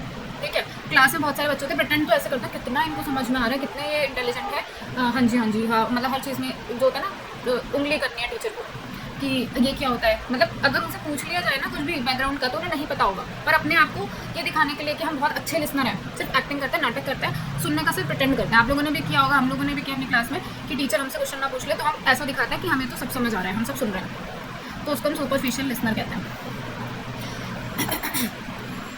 इसके बाद है मास मीडिया होता है, ये वन वे प्रोसेस होता है, लार्ज जो हमारी ऑडियंस है उसको हम एक ही टाइम पे मैसेज भेज देते हैं। इसकी स्पीड बहुत अच्छी होती है कि सेम टाइम पे पूरी दुनिया में मैसेज पहुंच जाता है। मास मीडिया में हमारे ट्रेडिशनल मीडिया होता है, जैसे कि नौटंकी करना, पपेट शो करना, ये सब पहले ये सब चलता था, और अनाउंसमेंट होती थी वो ढोल गाने बजा के, वो सब ट्रेडिशनल मीडिया था।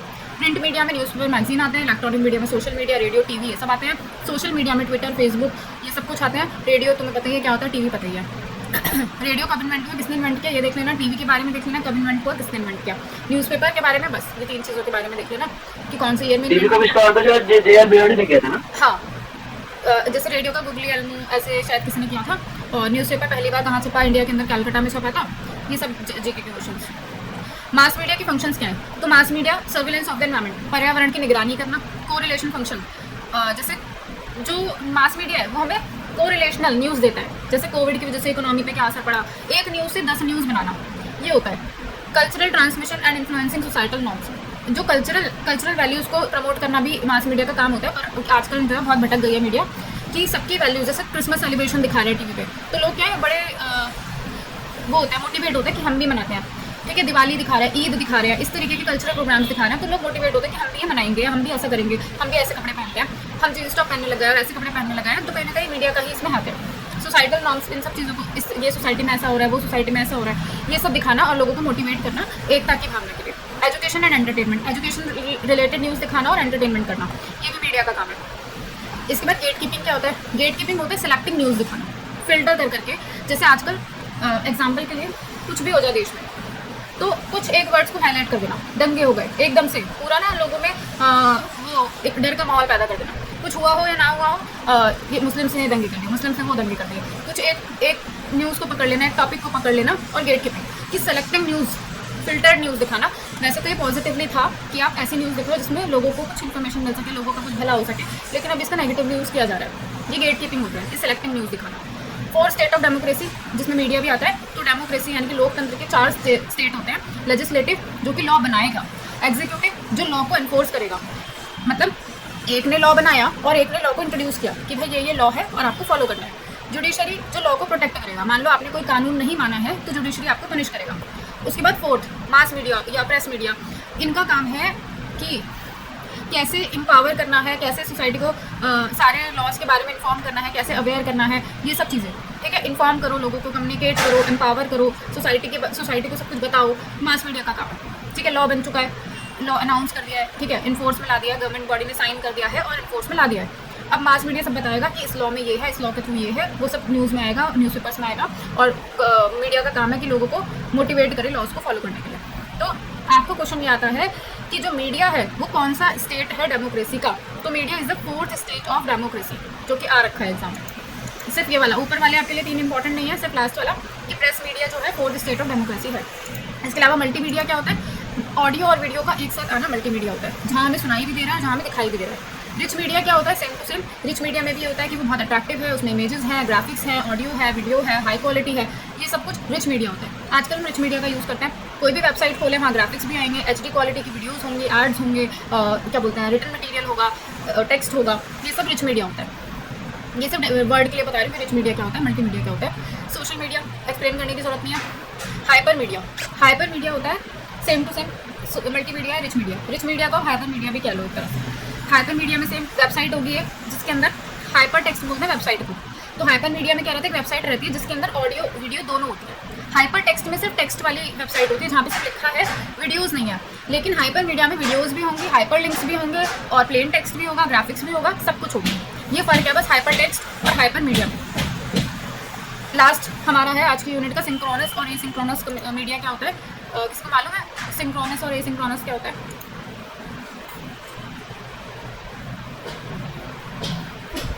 सिंक्रोनस होता है रियल टाइम कम्युनिकेशन।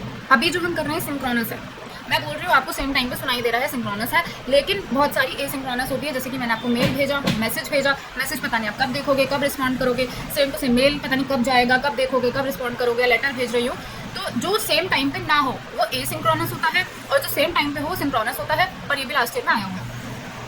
क्लियर है?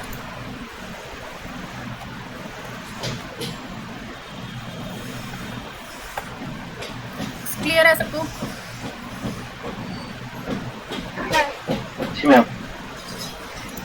तो ठीक है, ये जो था जितना कम्युनिकेशन में होना चाहिए उतना कवर हो गया है।